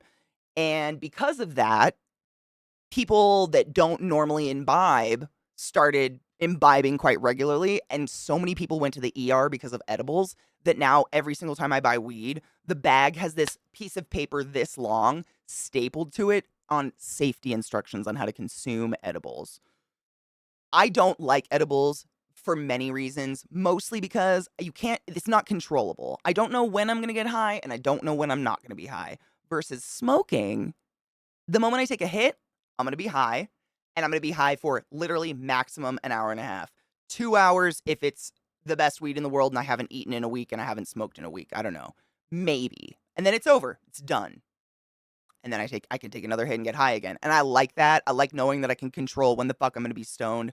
Do not edibles. I've literally woken up for days feeling high after one edible. I don't understand why. That doesn't happen to everybody, but it drives me crazy. Oh, Luna. Cheers, love. I just packed a new bowl. Cheers. It's important to draw a line between work and life, especially when working from home. Very, very much so, yes. That's been something both Zach and I have had to kind of like teach ourselves, especially with a small house. You have to learn to like get away from your workspace and that's why I have like my craft space. Like I have a different place. Like that's a window back there. I pull those open. I look out at the street. Like I have a whole different like person stands back there. But I think that's really important when you work from home, definitely. Cheers.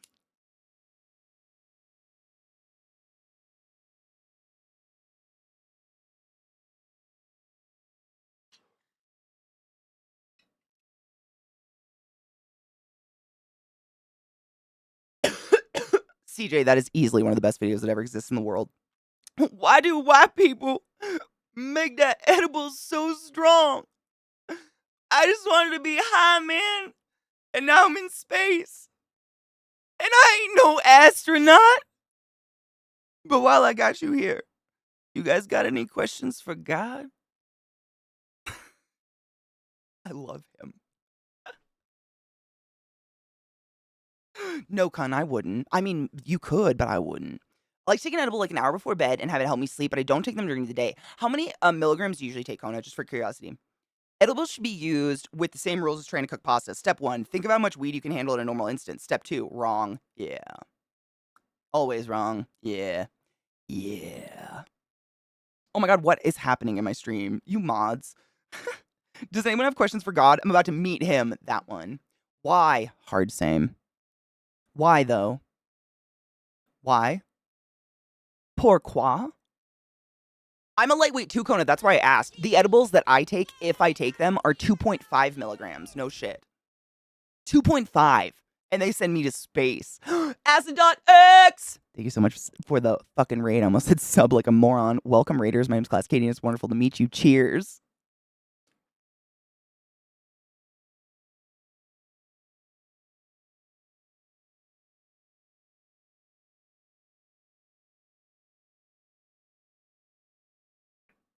That is strong weed, Jesus Christ. Hydrate, motherfuckers.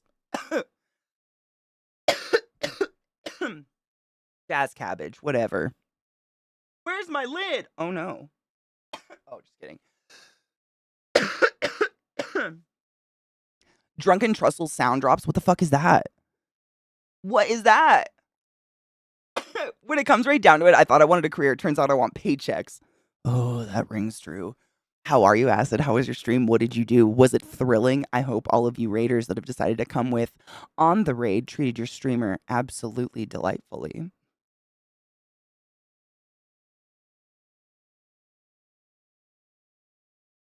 Was it wonderful? To fucking, oh my god. You're to fucking space, man. You're right. That was mindful. Music is music. I like to this day I'm a big fan of Britney Spears. One of my like first CDs I consider like when I had my little CD book, I was like middle school or something like that. My brother Corey actually got me Britney Spears like, first album for Christmas and I cried. I was so excited. Hit Me Baby One More Time is a fucking classic. Fight me. Yes, we all know Lizzie's first concert was Britney and she's seen her in concert. Blah, blah, blah, blah, blah. I need to pee. I hate you and I love you. I've touched you, so technically I was there too now. Baby. Jealousy consumes me, if that's not apparent. Chumbawamba, dude. Chumbawamba, man. I never had the album, but one of my good friends did, and we would listen to it nonstop. Savage Garden was good, and it still is. Like, I'll be your hope, I'll be your dream, I'll be your fantasy, whatever that song is. If that comes on the radio, look me in the eye and tell me you don't sing it. I know some of you don't, but for real, I will belt that shit. Windows down. Don't give a fuck. Crow soundtrack, by the time by the time I was aware of OSTs, seriously, like, I always loved OSTs, but my mom and dad aren't big music people. Like, they listen to, like, country music and, like, Sheryl Crow and, shit like that. So I wasn't really exposed to a lot of music in that I didn't even know you could buy an OST for the longest time. But by the time I figured it out, I had, like, some sort of torrenting software, so I torrented the fuck. I, like, had Gladiator soundtrack and the Crow soundtrack and every Gladiator's still my favorite movie to this day. But yeah, all the soundtracks. Like I'd never paid for you. I didn't pay for shit, but I was poor. I love I love that song too. Honestly, Anzad, that song and Cher's song "Do You Believe in Life After Love" is oftentimes what people in chat, like a lot of people, will bring up when I say I hate autotune because they know I really like that song. And she is a good example of using autotune in a way that's like enhancing the music and making it fun and more disco-y versus just like using it as an excuse to mumble. No doubt, absolutely. When my sister got her for stereo, it was nonstop Britney Spears for at least 3 years. Okay, I had more variety like than that. Jesus, it took me years to break out of the that music sucks type of thinking. Now, hey, whatever you like, I'm good. See, I was so attacked by those people that I stayed to myself, but I've always had really eclectic taste. Like I remember having like Britney Spears, and then it would be like The Offspring, Korn, Led Zeppelin. Like my sister too. Like our mixes, she still has some of our like burnt CDs and some of the tapes. We sat there and recorded music. She saves shit. She's crazy. She still has some of them. They're insane. Literally, it will be like a song from the Gladiator soundtrack, and then it'll be like Peaches Fuck the Pain Away, and then, a Led Zeppelin song. Like, I don't even know what we were listening to back then. But they're weird. Like we both, it's just all over the place. But I kind of like that. Have you ever just put your entire playlist on shuffle? It's an adventure, I'm telling you. It's very exciting sometimes. I want to save that Atlantis video. Dude, it's crazy how much, I was just going to say another band that I do that often, like I just forget because I think I killed it, like I overplayed the fuck out of them, is Queens of the Stone Age. I love them. And anytime one of their songs comes on, anywhere, I'm like, oh, fuck, dude, why am I not currently listening to Queens of the Stone Age? But when I was like in college, I fucking killed all their music. I just listened, same with Korn. Killed it. Listened to way too much and made it so that, like, Lisa Gerard's voice is pure hot fucking magic. Facts. What up, Theory? How are you, love? Def Leppard, fuck yes. Hysteria was the first album I bought with my money when I was 13. My mom wouldn't have let me. She would have said it was Satan. Although she let me buy TLC, which is hilarious. Every time is a beautifully written song. I think it's her best song. Every Time by who? By Britney? That song makes me bawl my eyes out if that's the one you're talking about. That or Lucky. Both of those songs, like, especially knowing now what we know now, like, oh my fucking God. They're beautiful, but Jesus Christ. She was screaming for help, and now she's nuts. Fuck. I hope someone's checking on her. My prerogative, me too. Toxic, yeah. The OSTs to Austin Powers are amazing. I just watched Austin Powers the other night. The Crow Central introduced me to Henry Rollins. No shit. Why did I know about Henry Rollins? I think my brothers knew about him for some reason. Def Leppard was my first concert with my parents. Seriously, I don't know what my first concert was. I was so young. All I remember is that it was pouring rain, and it was just me and my mom, and which means my sister wasn't even born yet. So I was like 5 years older, younger. And we were sitting in the grass, and it was pouring rain. And she got like some umbrella that was like clear, and it was a bubble, and just stuck it over me. And I just like sat in this blurry bubble for hours and listened to music. But it was some fucking like Simon and Garfunkel type shit. I have no idea what it was. But then my second one was Sheryl Crow, and then No Doubt, which my mom took me to, which was crazy. My chat just did a thing. Stop it. I was just trying to clean up the links because some of them are crashing, and I think it's just because I have too many up, but I wanted to save them before I lose them, and I apologize. I can't believe that's Teddy Swims. My God. Queens of the Stone Age is incredible. I do. When I remember them, like I do. Usually when I go through like a Nine Inch Nails phase, I'll drift back into like Tool and Pucifer and Queens of the Stone Age and what's their like Vultures band. Yeah, the Britney Spears song. Oh yeah, that song's great. I remember buying Van Halen's for Unlawful Carnal Knowledge album. That was a great album. I think my stepdad had it, but we weren't allowed to listen to it. My mom really thought metal was like Satan. My dad my dad ripped and redid the entire Friends 1 to 10 box set when our parents got me and my sister it. That's fucking amazing. Every episode of Star Trek and Battlestar Galactica, all on DVDs with their own menus. Jesus, I wish my parents were smart. My parents still to this day wouldn't be able to do that. The same trans friends I was talking about earlier looked at my music collection and asked, "What the fuck?" I get that a lot. I was like, "What?" They said most people have in between music, but you go from moving inspiring OST music to Eat Your Mama's Entrails death metal. Hard same. Like, I love to listen to, like, the Gladiator soundtrack, Lisa Gerard, just and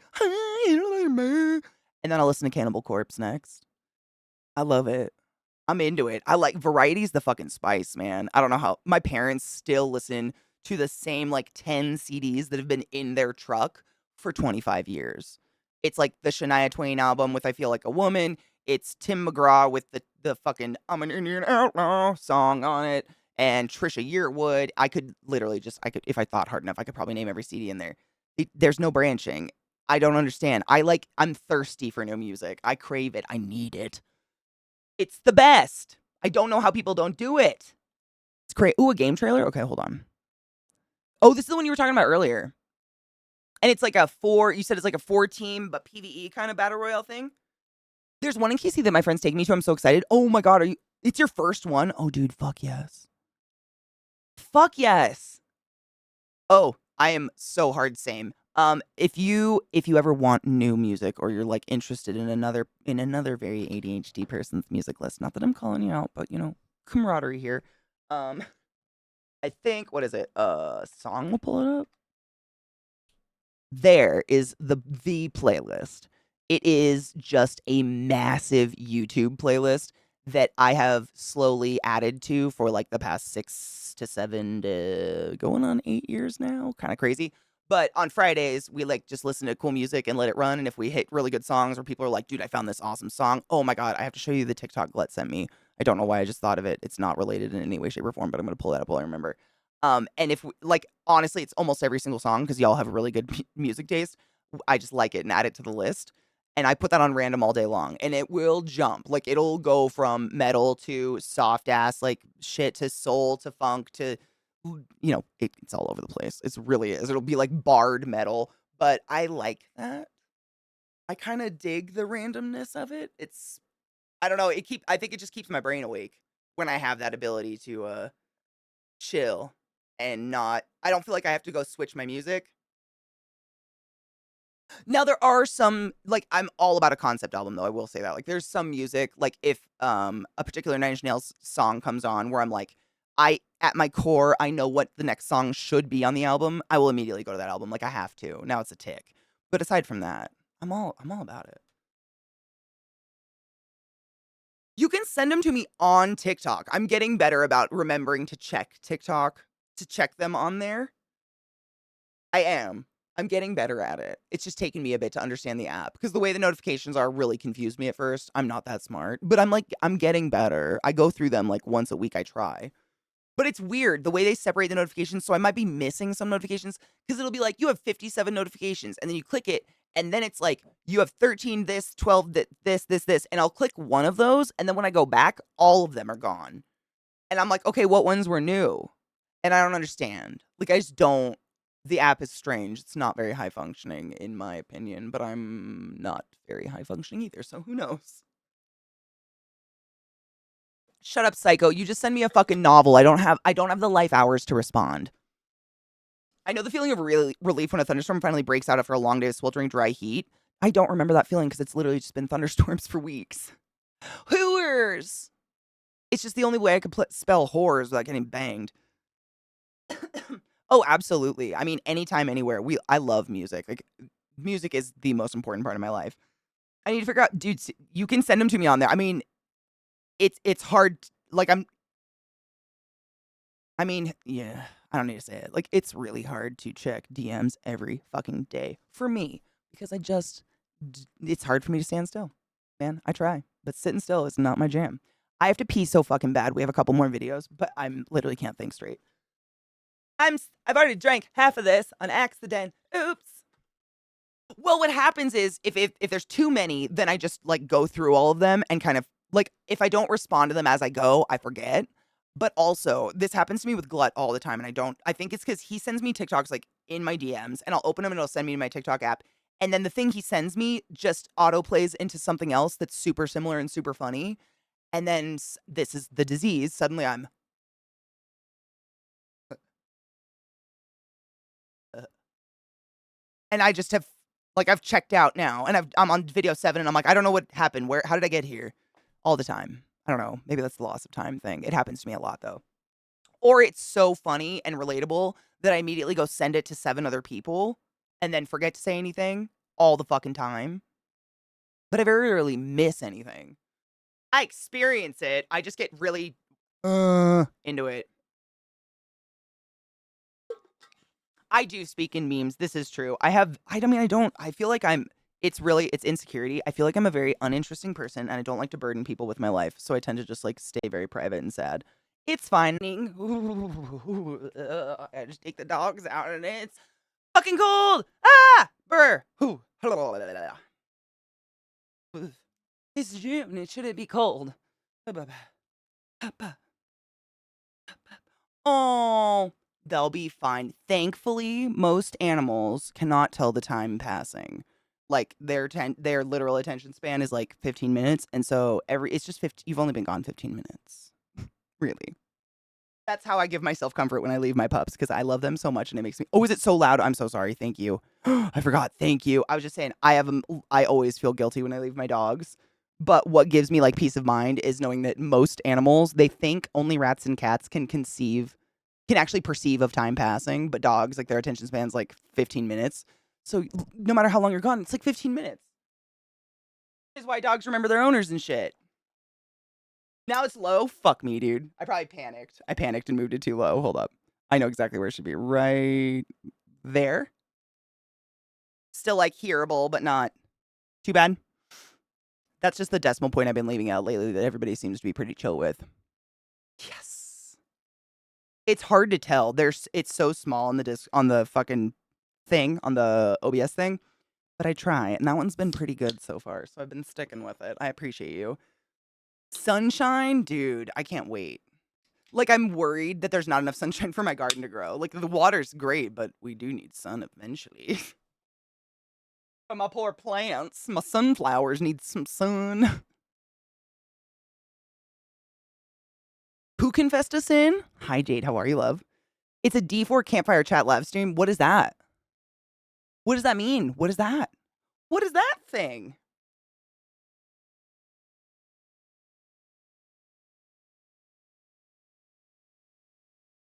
I had a video. I wanted to show everyone that TikTok you sent me earlier. That literally made me snort boogers out of my face. I laughed so hard. It's great. I have to show it to you guys. It's so good. It's so just don't autoplay. I hate you, bastard. Thank you for that follow. Welcome to my channel. Welcome to my stream. I fucking appreciate you. Cheers. Oh, it's a roadmap? Oh, fuck yeah. Yeah, I'd love same like I'll take some of your well, we're gonna draw it eventually. I shouldn't say that. I mean, we set on fire every year, so honestly, this rain I shouldn't curse it. I need it. We need it. I think I sat on a piece of glitter. I did. Ow. Trick spilled an entire tub of glitter yesterday. That was very fun. I'll cheers with you. I have to repack. Well, I might have a hit. Let's try, and then we're gonna watch this video. I mean, there are some of medical TikTok. Some of it is too much. Like, there's obviously a lot of people trying to ride this medical. Like, I'm not about watching nurses dance. I don't give a fuck. Like, stop it. You're at work.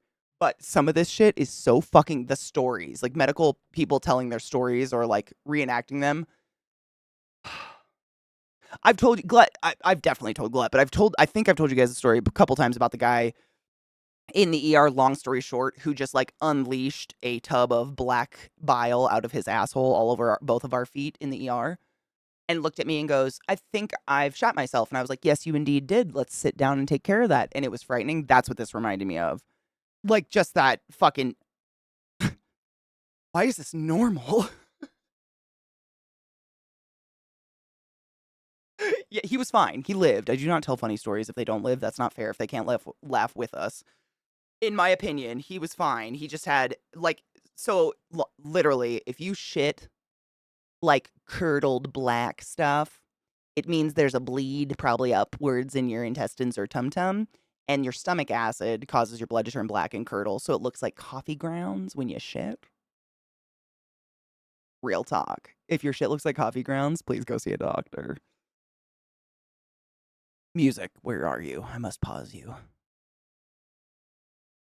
Pause. Cheers.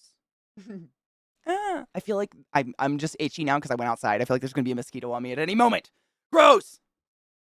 What up, Robo? Always and forever. Always and forever. How are you, Mayo? Great time to come in, huh? I hope you have. That should have been my response. Egg, bacon, cheese, burger patty, and tots. Fuck yes, dude.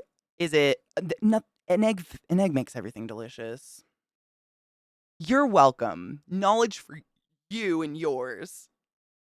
It was alarming for me too. Cheers, everybody.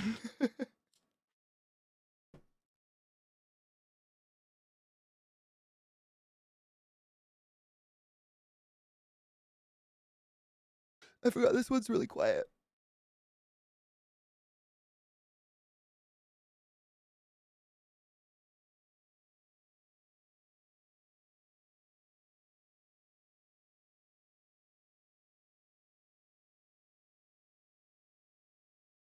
Okay.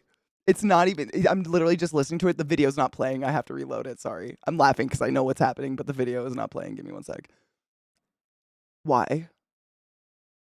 Give me one sec. Sometimes TikTok does this. Oh shit. Nope. It just loaded. Oh yay. A lot of waffling. Exactly. It's a lot of like, we're acknowledging what you're complaining about. Once we find the root cause, we'll deal with it. In different wording for everything. That was pretty much it.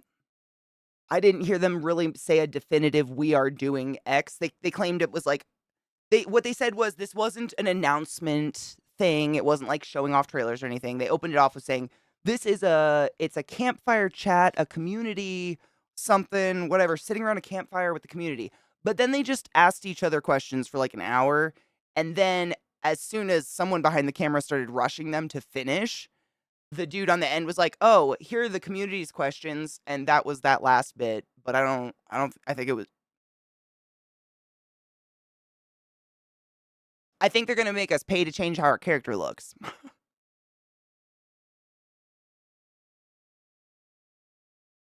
It was kind of lame. I don't know. Dog hair everywhere. It was just yeah, waffling is a good word for it. It was a lot of just kind of like, I mean, I think they have good intentions for it.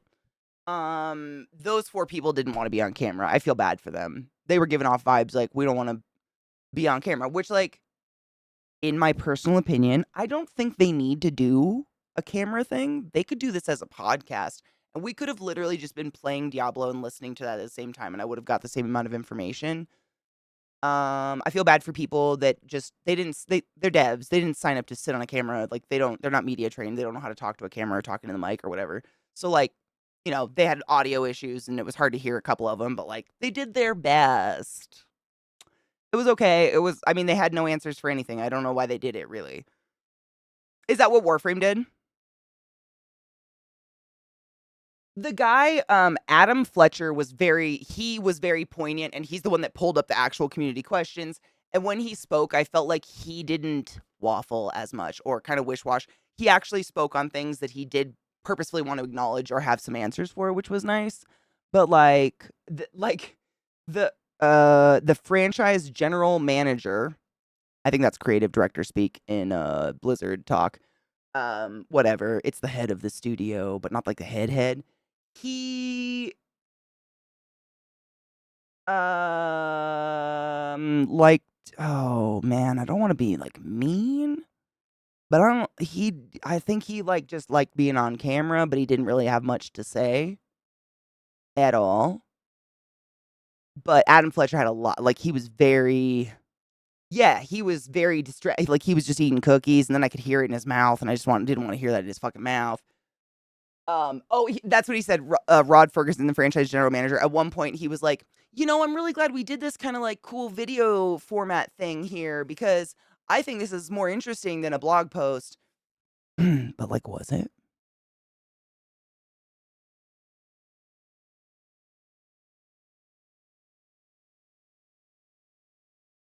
I don't know. I need a burp. The cookies were a bad idea. At least they weren't fucking crunchy. Thank God. But at the end there, he really just he needed to empty his mouth out. Like fucking Christ, dude. There's food in there. He has a fun Twitter. You could tell he's a fun person. Like he had kind of he's probably been on camera for some reason. I don't know. But I mean, I don't want to criticize people when they probably don't want to be there. And just in my small experience with people at ESO, no one on camera wants to be on camera ever. Like they're not there to be on camera. This whole like being on camera and the Twitch thing is so new. Most of them have been in the game dev like industry for like 20 plus years before any of Twitch or any of that existed.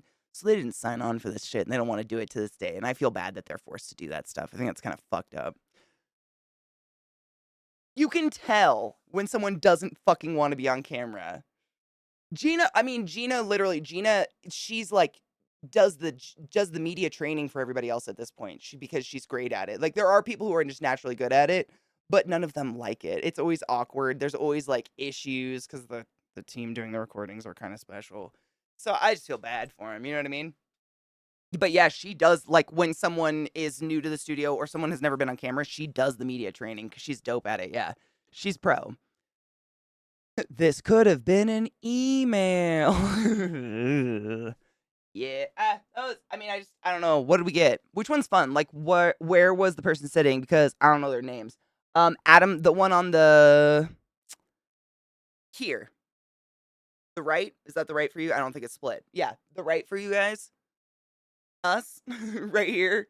This person. He was fun, but like informational. Like I felt like when he spoke, he actually was very poignant. Had things to say. Wasn't just kind of dancing around something and talking. The hot guy, the hot buff one. Yeah, we can just say it. The guy who quite obviously has some calories on board and works them out. Yeah, that one. Pistol Arrow, isn't that you? I mean, none of them are one. I mean, maybe that's who was behind the camera or something. I don't know. Usually that's who you'd put on camera. Hi, Setsume, how are you? They learn, and I hope they just build a community team more. I'm sure the devs are very talented. I just don't know if they really express the passion on camera.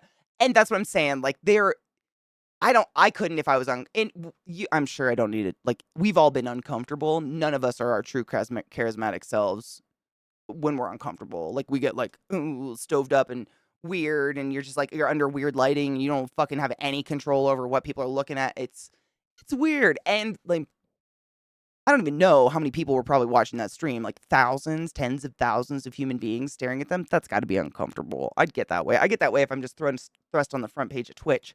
I'm like, oh shit, that's a lot more eyes. Uh,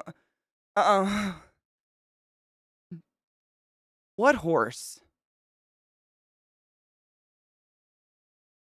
You know, like I get it. I feel bad. I don't want to judge, but they still didn't even saying all that they had no real information. I feel like we didn't really get. Did we get any information? I don't. Not really. They're nerfing things. I heard them use nerf.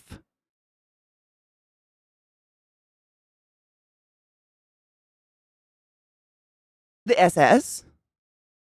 The war? The only issue I have is I feel like they're relearning issues they already fixed with Diablo 3, and I feel a lot of deja. Isn't that the way it always goes? Seriously? I swear. And this is Sarah, my little sister. How are you? This is just allegedly my opinion. Whatever. Not fact, just my opinion. But in my opinion, allegedly, it's like the creative director or the franchise general manager or whatever the fuck you call the person that's the head of a game. Usually what happens is they head a game for quite some time, and if that game pops off, then they'll usually pick someone from their team of devs to take their job, and they will go head a new game in production. But like it's the same person heading each game. So usually what happens is if they take an idea with one game and then the whole dev team goes, man, that didn't work out, and they change it, they get bitter and they just take it and imply it into the next game and think no one will notice. And then the entire player base is like, are you fucking kidding me? And then they're like, but my ideas were good. And then game takes off because we fix it, and then they move on to a new game, plop it again like a big old fucking stinky dump, wait for everybody not to notice, and we go, what the fuck is this antiquated bullshit? No, yeah, it's a good idea. Every time, allegedly, in my opinion.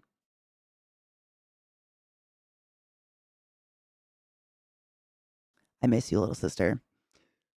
There's a horse. There are 4 horses. You unlock it at some stage in the game. I haven't unlocked a horse at all, but I'm like level 16 or something. I don't know, 18, 16. I'm pretty low level right now. I don't know. Joe Shelley, I think he's probably the right person for the job. He seems like he gets so nerdy about Diablo, and Al, it seems, and how they are designed. But is he the right person to communicate with the community? Exactly. Like that, and that's what I'm saying. Like all of these people might be phenomenal at what they do, but that's exactly like what someone was saying earlier. Like that's usually literally what a community manager, like there's usually a community team, a community manager or something, and that's what they do. You know? They like play the game and get in touch with the community, and then, they do that. And communicate all that information to the people in a way that we can absorb it. Yeah, usually in my experience. And you'd think with a huge company like Blizzard, like that would be old hat, but who the fuck knows? Horses Act 4? Oh no shit. Oh, it's act based. Horses are act based. There you go. Joe did work on Reaper of Souls. No shit, the game director? I didn't know that. Unlocking a horse is way into the shit, which fucking sucks for people who pre-order to get a horse. Wait, if you pre-order, you still don't have your horse? Your horse? Did they even mention horses? I feel like they did not. Am I crazy? Oh, the pre-order is just a skin. So you literally, it's 3. That does seem very far in. That seems, why? Why would they, why? I paid $100 to get a horse skin and play early, and you can't play your skin yet, huh? Unlocking the horse is part of the story, so you have to get through the story to ride it. But Act 3, like, that's pretty far in, isn't it? I'm just asking. I mean, I don't even know what act we're in. I don't. A lot of things go off, and my controller vibrates like crazy, so it's hard for me to pay attention to which thing is which. I don't know what act we're in. I think just still Act 1, yeah.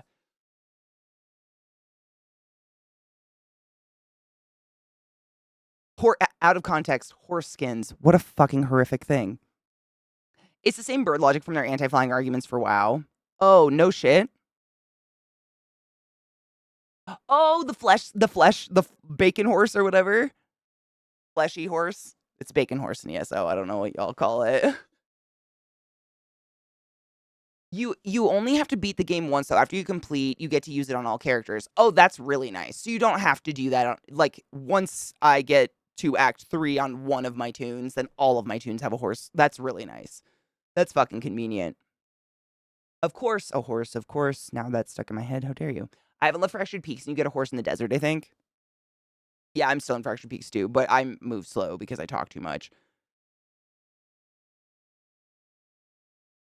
The highest level of pre-order get a free horse because my hubby has his already. What a bitch. That's so much money, though. I mean, damn, I don't mind running that much. The game is beautiful. Like, honestly, I move slower than even full speed running because I'm walking around looking at, like, flesh-colored spider legs coming out of undulating intestines. That's worth looking at, in my opinion. I pay for that shit. Look, well, it was gifted to me, but in theory, when I buy games, I pay for what I look at. Like, I'm very much like a, give me eye candy. And that game is eye candy. Holy shit. I think everyone I talk to is like, where's my fucking horse? Yeah. I mean, honestly, I was kind of confused by it for a bit, but the game's so pretty, I probably wouldn't ride a horse at this point anyways. I can see how I will later on because I will have seen most of the shit I'm running past. But right now, like, same, Onslaught, the game is phenomenal. Seriously, actually, David told me yesterday, Boyfruit, that if you're playing on a controller like me, you can mouse wheel in and scroll in like a click just to get an up close and personal view with some of those decorations. Oh my god. It's yeah. It's the thing. There's some shit. The fury of pups. It's a thing. It's pretty wild. It's great. I mean, I really dig it. It's I don't even know what to compare it to though. Oh, it's pretty nightmarish. Yeah, it's wild. My rogue is faster than her horse, so there is that. I mean, that's how I was in ESO. No shit, David. I was faster than everyone on their mounts, crouched, sneaking, invisible. And people would be like, "Whip your mounts out," and I just crouch, become invisible, and then crouch forward, and I was so fucking fast. It was ridiculous. The one we're talking about right now, Sarah, it's called Diablo. Holy shit. It's actually an older game. You probably watched me play it literally when we lived in like Kettle Falls. It's old. This is Diablo 4, but it's man, hell. I don't It's like spicy isn't quite what I'd say. It's like oh man. Okay, so do you remember in the movie Constantine when they're in the hospital towards the end of the movie and they put like the cross into the big thing of water and they turn on the sprinkler system and it like melts all the demons' faces and they're all like holy water. Imagine that they all kind of congealed together a little bit and then just got stuck that way, all fleshy and shit. But then we're decorations. There's so much skin and like no, but holy shit, Sarah, you might have seen the trailer for the game because we watched it like 5 million times. Hold on, I'll show you what I'm talking about. Because that we watched this trailer years ago. This game has been like it's been announced for release or whatever the fuck. Jesus Christ, that's so loud and I apologize. It's been announced for release for a really long time. That last video was really quiet and that was really loud. Now we're all deaf and dying. I super apologize. Me too. My ears are bleeding. Don't put Q-tips in them. But this trailer is what gave me the world's like You screamed? Oh my god, you guys. It's so rare that I can get a reaction out of my sister, and it happened when I wasn't there to see it, and I'm, like, really sad now. Sarah, damn it. Fuck. That was my once every 10 years. I gotta wait another 10. Thanks, friend. Thanks, Katie. Fuck. Sassy Sarah's my actual little sister, by the way. Don't be weird. If you have a moment, I wear a couple pieces. Oh my god, Lilith really got me this morning. Ow. I wear a couple pieces of gold. This one's from my mom, and these two my little sister has bought me as gifts. One has a K on it for Katie, cause that's my name, but the other one literally has the sign of Lilith, like the astrological, astronomical, cosmological, cosmogic. Nope. You know what? We're gonna stop. I'm gonna give up. But it's real tiny. And I've had it for a bit now, but yeah, Sarah had sigil. That's a good word for it. My little sister had no idea that this was coming out, that we'd been worshiping this trailer of Lilith for years and years and years. My sister had no fucking idea. She just knew that I'm into witchy shit. I got a dog named Lilith. That was my character in an RP, so on and so forth. You know. You know. Is it a planet or a rock or a moon? I think is it a moon? Man, it's something. It is like a it's not a constellation, I don't think. Is it a constellation maybe? It's something in space. I know I just don't I don't remember what it is. But I've had a lot of Lilith. Dark side of the moon maybe? A body, a black hole? I got a black hole. The way you can literally see the beating, same. Void, I can't even tell you. Like I'm so fucking I gotta show you the fucking what's it called? The cosplay that Barilla gave me while we were watching that thing. I saved it because I just didn't want to interrupt it. Let me see. Oh, wrong clicky. Gimme, gimme, gimme. It's fucking phenomenal. But I wanted to say, like, this cosplay is so cool. But the cosplay I deeply, deeply crave is that one where she literally looks like, you know, see-through, and you can see that beating heart. And I understand why people haven't done it, because that is difficult. Like, that's going to be astronomical. But I can't stop thinking about it, and I think I have to make a flesh cape. And I don't think it'd be that hard. I'm broke as a fuck, so it's going to take me a really long time because the fabric is mildly expensive. But I did find some good fabric, and I honestly think if I just spent the rest of my life embroidering veins and like vasculature across it, it'd be pretty sick. Because the rest I got, like, makeup's easy, but costuming is not my jam. Like, I am a slow sewer. I don't have a sewing machine. It's all a mess. It's an asteroid. I'd like black hole, but asteroid's good. Lilith's in the Vampire Masquerade, so that's what I think of usually. I think of my dog. Flesh cape, dude, for real. I think it'd be a sick idea. What I thought would be a good idea, because I want it to look like, viscera, like the stuff inside of us, which is kind of see-through, but it kind of has some of it, like I'm trying to think, the connective tissue has like a strange, like, come on, come say hi, has like a strange, like, rainbow sheen to it. So what I found was basically like a fleshy pinky peachy toned like chiffon, and then I found this I can't think of the word for it, but it's got like a rainbow undertone to it, like a sheen, almost pink, but it's see-through fabric. And I thought if I layered those two and then embroidered them together with vasculature, it would look fucking sick. Because it would look, layered, because a lot of the tissues inside of us are see-through. And, that's my genius idea. Someday. Someday. Over the trickster. Way up high. How are you doing, my son? Good? You seem very clingy today. Are you okay? Okay. Just needed some hugs. Meat? I don't want to do that. Hi, Custom. How are you, love? I don't want to put meat on me, though. A flesh cape could be easy. Just get strips of bacon and weave a cloak out of it. David, I'm far too tall. Do you realize that would honestly, that much bacon would probably cost more than the fabric? Honestly. Unfortunately, probably. Ow. Okay, so this is the cosplay that Barilla was showing me. So this is Barilla's friend, and they've been actually asked to go like feature their cosplay. So this is a picture of it. But then Barilla was saying it actually lights up. So they kindly got us a link of it lit the fuck up.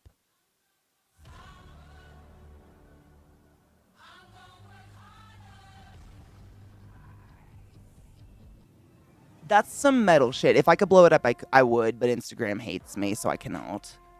But like, that's dank. Do you know how much blood, sweat, tears, and work probably went into the making of that? So much.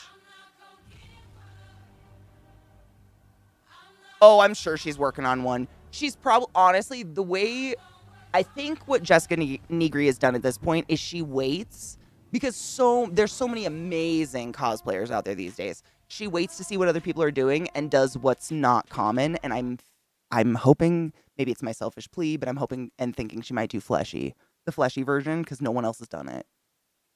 I realize I know why it's harder, but as someone who's more into the makeup side and less into the costume side, I am fucking stoked. I would love to do that part because it's literally just body painting. Like I could totes do that, but I got to make the flesh cape. Cover yourself in leather. I mean, Sarah, if you think about it, I'm kind of covered in like pre-leather. Good cotton, exactly. And that's if I'm gonna embroider it, I don't want to waste my time embroidering. Like I'm sure you've done it. We've all done it. If you sew, wasting your time, killing your fingers to embroider into a shit fabric. Like anything I make, even if it's for a costume, I make it to last. Like I will use it again. Like I don't ever make anything like disposable because I try not to create waste. It seems stupid. I make fucking scale mail armor and props for cosplayers. Oh, that's so cool though. Ugh, the tears. I mean, I do similar blood, sweat, and tears, lots of sewing and painting and stuff, but it's, I don't, I love to watch a lot of YouTubers and stuff that do cosplay costumes, but I notice, and I understand why, and I'm not hating, they do a lot of shortcuts, like where it would be sensible to sew something together, they'll just glue it together because they're like, it just has to last one day. I'm like, but like, why not just make it last forever? I don't know. I don't want to throw shit away though. I'm so, and that's probably my neurosis. Like, I'm such a perfectionist. I will always put way too much work into anything I do. So I kind of feel like if I'm going to do that, I might as well do it. So it's going to be an actual thing. I don't know. Use your own skin. I mean, I'm kind of like pre leather. Think about how much bacon you'd have, but would I want to eat said bacon after I wore it as a flesh cape? Like, even the air is poopy. Boo. Can you fathom that how much would stick? Oh my god. If we're all covered in pre-leather, does that mean we're all full of pre-lasagna? I mean, my lasagna doesn't usually have human in it, but like you Brits are you put on the cream before the jam, so like whatever. All bets are off now. I don't know.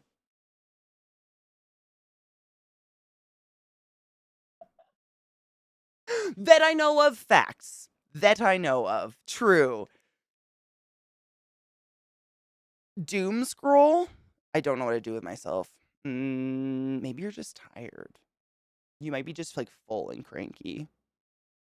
I definitely get that way sometimes at nighttime. I'm not saying you seem cranky, but I get that way sometimes. When I'm like being a child and I'm like, I'm not tired. But then the second I lay down, I'm like, you know what I'm saying? What's the thing? Hold on. Is it a scary thing? A rainbow shirt in Target won't turn your kids gay, but Ashton Kutcher and Sean William Scott and Dude Where's My Car will. Help! Autoplay will kill me one day.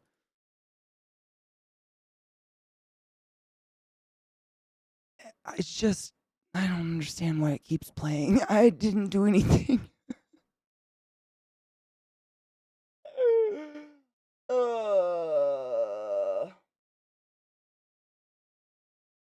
Ow. Of constant lasagna deficit. Honestly, I cannot remember the last time I ate lasagna. There's a fucking hair. I honestly cable version of that movie, and it probably wasn't in the cable version because gay is scary. Guess what?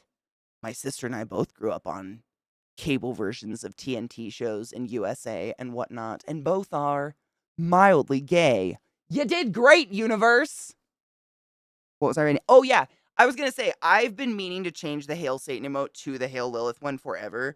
I just am really, really, really, really, really excessively bad at making emotes that are legible once you scale them down to emote size. But I'll make a note and I'm gonna work on it. Because I technically have all the utilitoire. And it kind of makes more sense than Satan, because, like, dicks, though.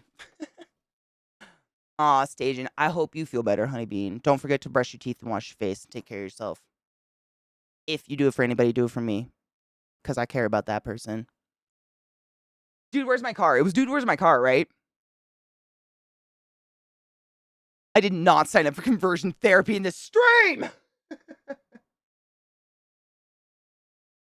Sorry. Oh, it was 100% hotter. Dude, 110. I mean, I thought that was, like, given. Right? Nobody thinks that other one was hot. That was gross and sad. Knives. 2 things. Oh, God. Should I be nervous? I have to pee. Should I pee first? Sarah, I would never. I don't believe in converting. That being said, I always leave the options open. They're out there for people. I just want people to know that they have these options. I never thought Fabio was hot either. I think it's definitely like it was a time in there was a time and a space where it was like women fucking dug that long ass wispy, I'm kind of balding but I'm still trying hair. My mom, for one, has such a boner for it. I don't get it. She's all about that bald and ponytail. It's fucking her thing. It's weird. To each their own. You do you, boo boo. I'm clearing out links. I got too many. Hold on. I don't want my chat to crash. No. No. No. No. Okay. We're not a cult. I wouldn't. What's that, though?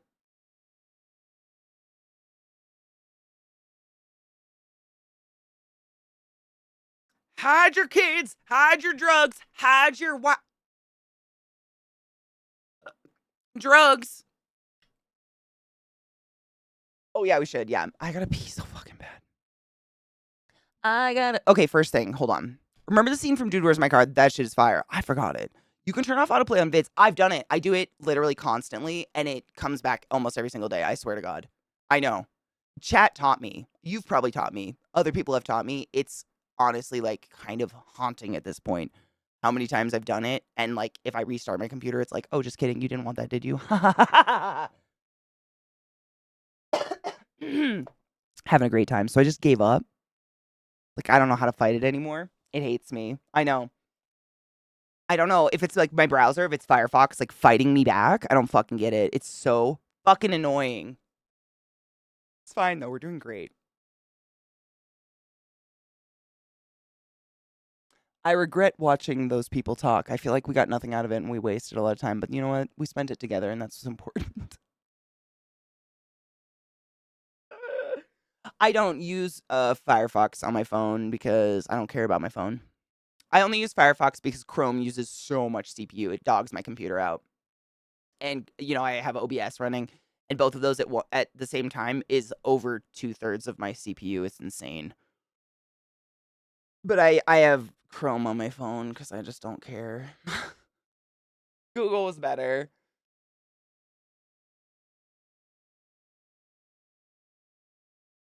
My dad has a mullet to this day. I remember showing Dude, Where's My Car to my cousin and her not finding it funny at all. I was so sad.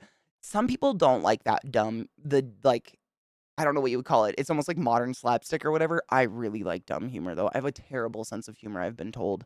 I'll laugh, but I want to laugh at things. It feels nice. So, like, I'll give into anything slightly funny. I'm like, ooh, that's slightly funny. Let's laugh.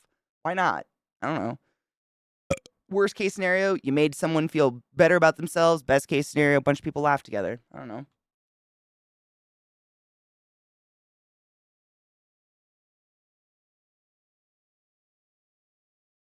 No, David, absolutely not. don't. I would have. I mean, honestly, a lot of people mentioned it. A lot of people came in and talked about it. It wasn't just you. Like I pulled it up and I thought it was a video. I was gonna watch it later anyways. Don't apologize. I would have watched it anyways. We all chose to do that together, and we've learned together.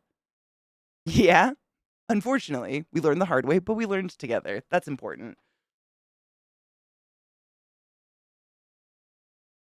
Um, that's the only reason my hair grows out is because I don't like getting it cut. Yeah, that's true. I have to pee so bad. I'm just like twitching because I gotta pee. Okay, pee time. Stretch, dicks, clits, non-binary bits. I'll be back in a few. Peckable. I don't know. I don't know if they're actually trying to kill the squirrel, but they want it. I don't know what they want to do with it, but they lose their fucking minds. Anyways, welcome back. My phone scared me. Apparently, intense flood warning. Very scary. Weird. Donna, I mean, I literally like worry. I think about my dogs way too much. Probably. I worry about them all the time. Like, I honestly think sometimes, like, I hope they know how much I love them. Do they have a good life? Do they enjoy life? I hope so. I have to remind myself that there's a large population of people that leave their dogs alone for 8 hours a day, and that alone gives my dogs a upper hand, and that we're doing good. But I honestly, like, I worry about that shit all the time. It's kind of weird. Probably, maybe. My cat brought me another mouse today. Does she like gut it?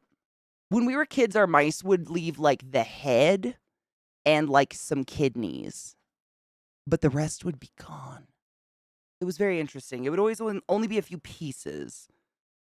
It was raining the whole drive up. It's pouring here. I mean, it's been pouring since last night. Last night it was flood rain. Right now it's not flood rain, but I mean, my yard's yet again a pit. At least it helps the grass, though. At least, like, all I can think of is it softens the ground enough that at least the grass can bust through that fucking clay shit. Squirrel tails? Shut the fuck up. Just the tail? Why just that bit? I fucking hate squirrels simply because of how much they drive my dogs crazy, but they're just tree rats. But that's fucking like what? What? No. I'm not even gonna watch that. A Forrest Gump remake? I cannot with that. Life is a box of chocolates, but not in that way. When she kills it to eat it, there's usually nothing left but a blood smear. Oh my god, have you seen How to Train Your Dragon? She's basically being toothless. It's like the cutest scene in the beginning of the movie. That's a crime. Blood. Oh my god, Anza, maybe. I mean, my character I've been playing is a blood necro. I wonder if I'll get some blood rain. Don't tell me, is that a power? That'd be so sick. Indian Force Gump? Oh, okay, that makes more sense. Blood rain. I hope I get a blood. Wouldn't that be sick? That'd be a sick AoE. Blood rain? So since my dad's into radios, this year for Father's Day, I asked a restaurant to make a meat dish in the shape of a CB, a ham radio, if you will. Mag would be really into that.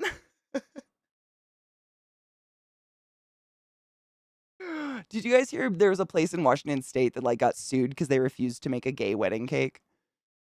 I took Bonnie out super late last night and disturbed the hedgehog in our garden. I still cannot, I was quite literally 30 something when I learned that hedgehogs just live in English gardens.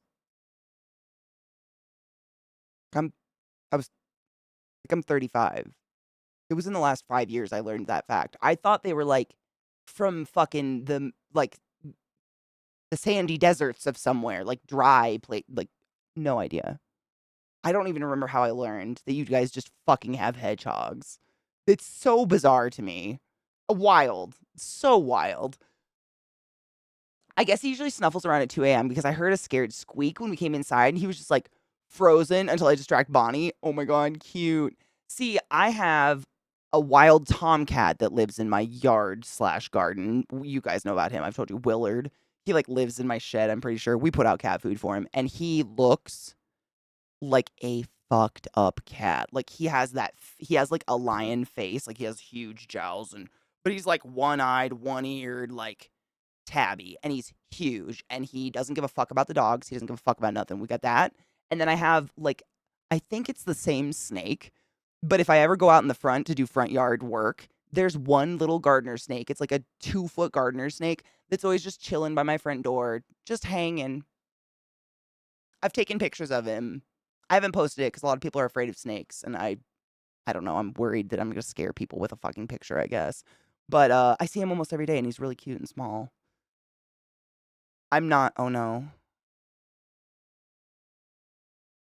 Should I be concerned?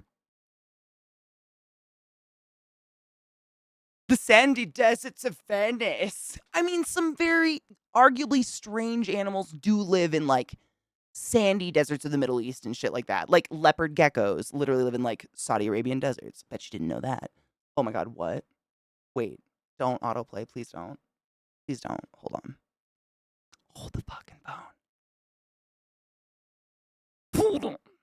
It's got like a second left of the song. I'm not gonna stop it. No, we'll wait it out.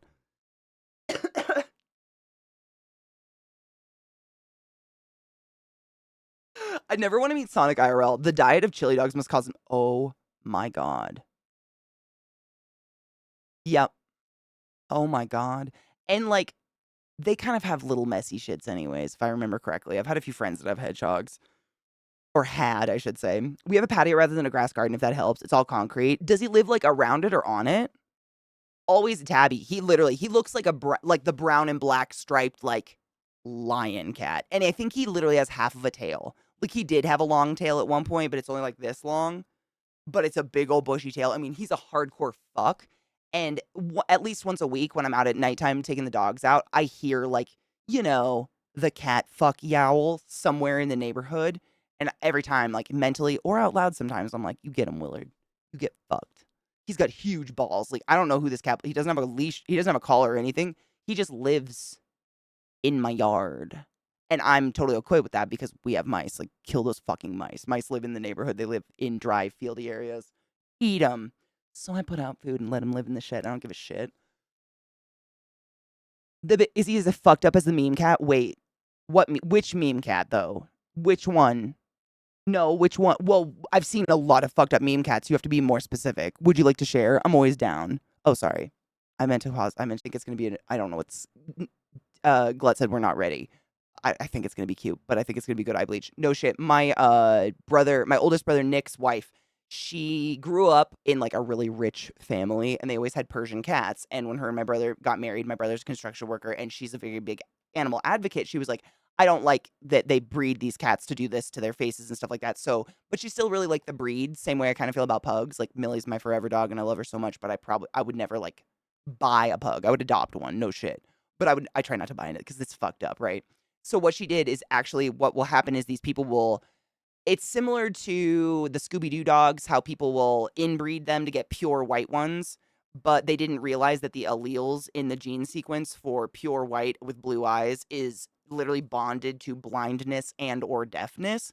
And so when they have these puppies that are blind and deaf, they literally just like throw them in a box in a river or just throw them in the trash or leave them on the doorsteps of veterinary clinics. And they do the same with Persians. A lot of Persian cats that are pure white have these horrible traits that make it so they can't breathe, can't eat, so on and so forth. And my sister adopts them. My sister-in-law adopts them and takes care of them.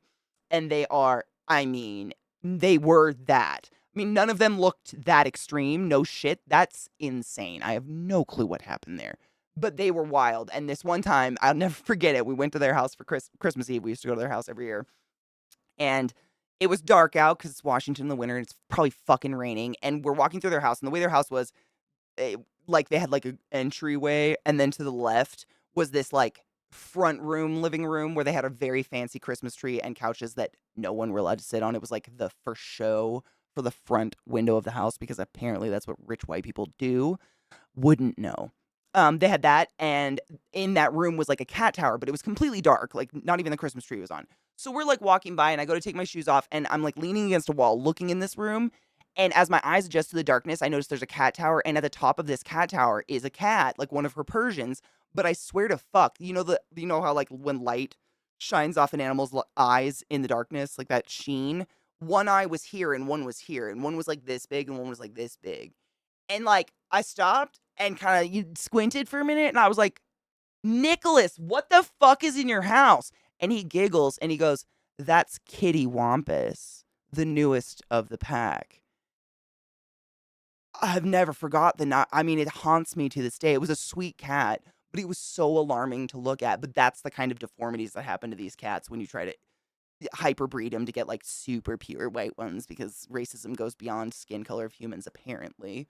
I don't know. Dalmatians definitely. There's something, I don't know. It's some sort of defect. I don't know if it's physical, like you can see it, but I know Dalmatians go crazy.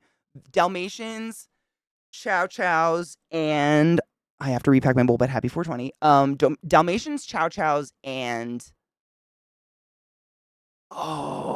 Shar-Peis, I believe, are the most likely to go nuts and just like randomly turn on their owners. And it's just because the breed itself to like achieve that breed was so inbred. It was like grandsons fucking mothers kind of inbreeding and all this shit that they're the most likely. And I think Dalmatians have something like that. Correct me if I'm wrong. Like you have the potential to get a very sweet forever dog, and then you have the potential to get a dog that will like try to kill you in the middle of the night. Like they have a like, and it's not their fault really. It's a genetic like brain fuckery. It's really sad. I'm sorry, it's so quiet right now. I had to grind up weed. I didn't realize it. It's 420. Fuck my ass. Sorry. I kind of agree, Trouble. I cannot argue that one. It's yeah. I'm all about adopting. You guys know our story. We tried to adopt real fucking hard. It was impossible. Are Dalmatians deaf? I don't know. I haven't heard that one. Yeah, right raving. That's what I've heard. They have a horribly high attack rate, and so do Shar-Peis and Chow Chows. But like my aunt had a Chow Chow, and he was really nice. Taz. He was like a one family dog, but he was wonderful with the family.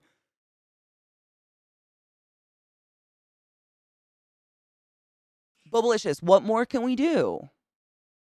We give our fur babies the best lives we can possibly fucking give them because that's the responsibility we take on when we adopt a fur baby. If you can't afford the vet, you can't afford the pet, period, end of story.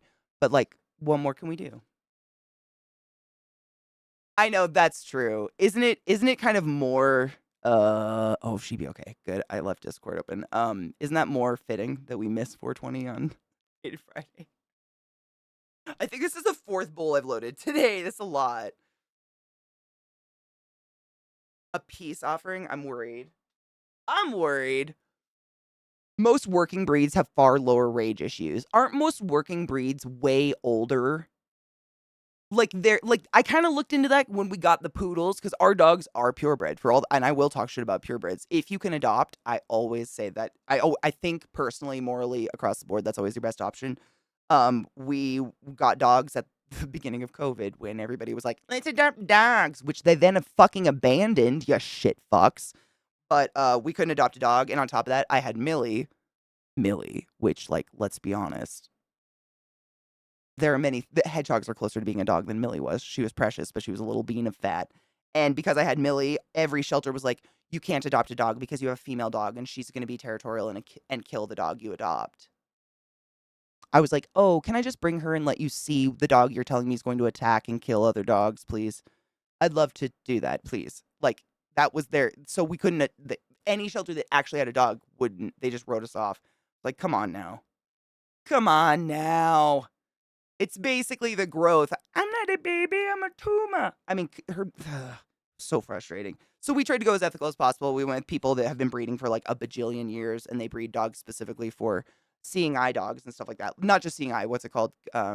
Service dogs. And really old lineage, not inbred lineage, but poodles are like one of the oldest breeds. And I think the older they are, the more established the breed. Just means that the gene pool is a lot wider at this point. I think. I don't know. That's alleged, in my opinion. I don't know. I think my pet's definitely better than I do. At least higher quality. Cheers, and then had possibly cute thing. I don't know. Cheers. The moose. Our moose was perfect in every way. We miss her.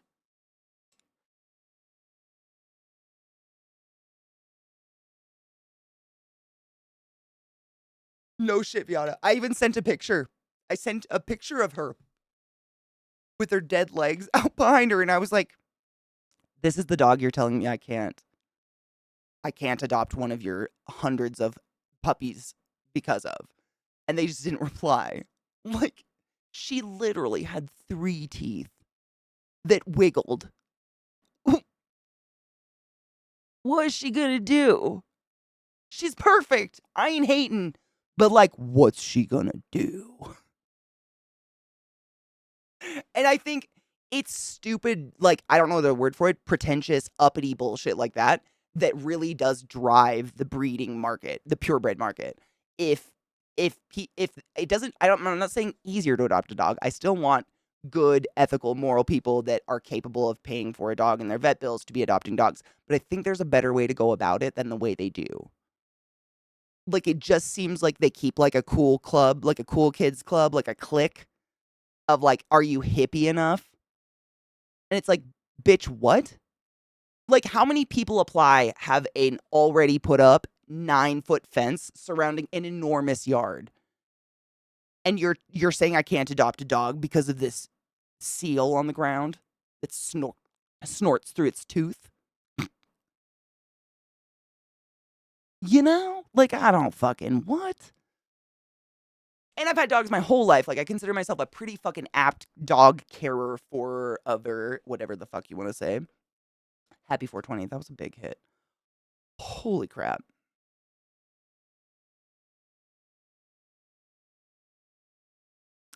Donna, there's a whole population of people. I learned about this. I think I watched a documentary on it or something ages ago. But there's a group of people. They have groups on like Facebook and Reddit and all over the place on the internet where what their mission is to find these elder animals in shelters and clinics and like homeless animals that have been found by vets and stuff like that, and take them in and give them the best last couple years of their fucking life. And it was one of the most heartwarming things I've ever seen in my life. It's not like cat hoarding. It's not like a one woman with 50 cats dying in her house or anything like that. It's a group of people. Like, they'll have one cat, but they're, 18, like blind and one ear, like, ugh. And those people, like, probably retired early or whatever, just cat lovers. And they it's wild. They give them the best last couple years of their life. I think that's the coolest thing I've ever seen in my life. If I had the financial stability to do that, I totally would. If I had more money, I'd be doing that ship to you real food you make for your animals. What do you mean?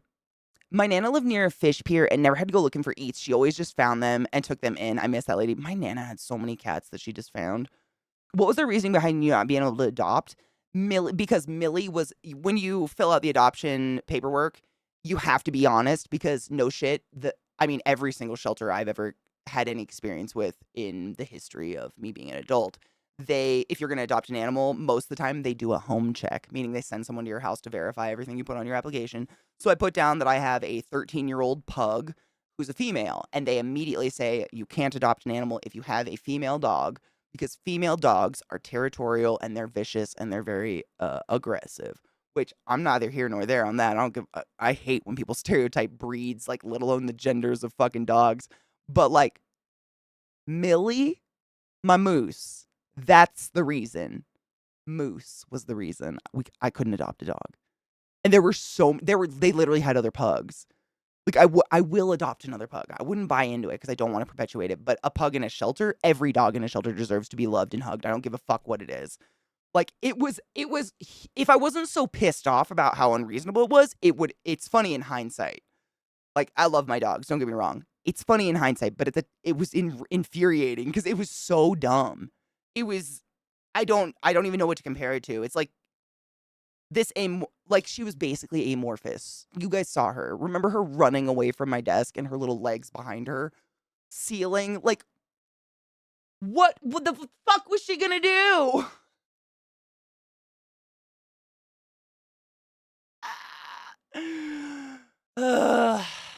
And they drove me to get purebred poodles. Like, a lot of shelters said the same shit to me. You have a female dog, you can't get an animal.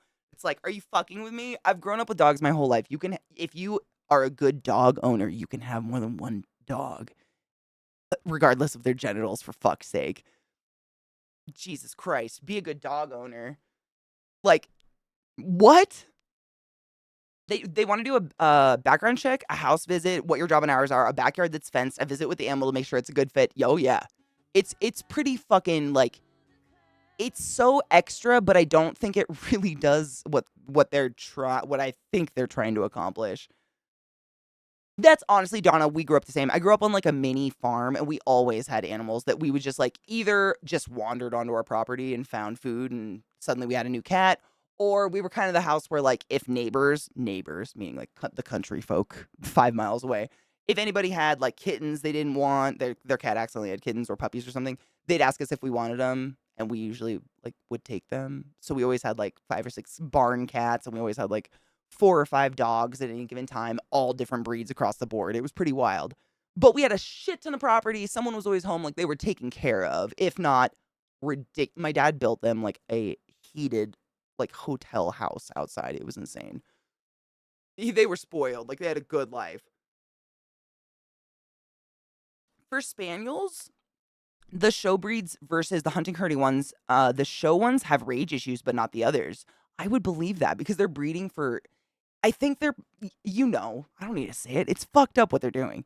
Our dog growing up was a Springer Spaniel, and grandparents had 2 Cocker Spaniels. They were the best fur babies. My mom had one, the bigger one. It wasn't like one of the tinier, short ones with the long ears. He was like medium, I think Springer Spaniel. His name was Benjamin, and she to this day talks about him being the best dog she's ever had in her life. He sadly got cancer at the end of his life and passed away, but she still talks about him being the best. Drakus, thank you so much for some of the class, keeping the classy alive and giving it swings so fucking long. I really appreciate you. I know I heard that go off while I was talking. I was like, don't forget, you dumbass Katie. I told my mother-in-law if I ever won the lottery, I would make a place to rescue cats and give them good lives. And she looked at me like I was crazy. Dude, I would do the same. Like, I don't know if I would run one myself, but I would just give most of my money to like every shelter in the world that was running appropriately. Like no kill shelters, shit like that. When I'm able to adopt a cat, I go to a shelter. I won't definitely go to older cats. I take in whatever cat vibe within. I let them choose me. That's what I would do too.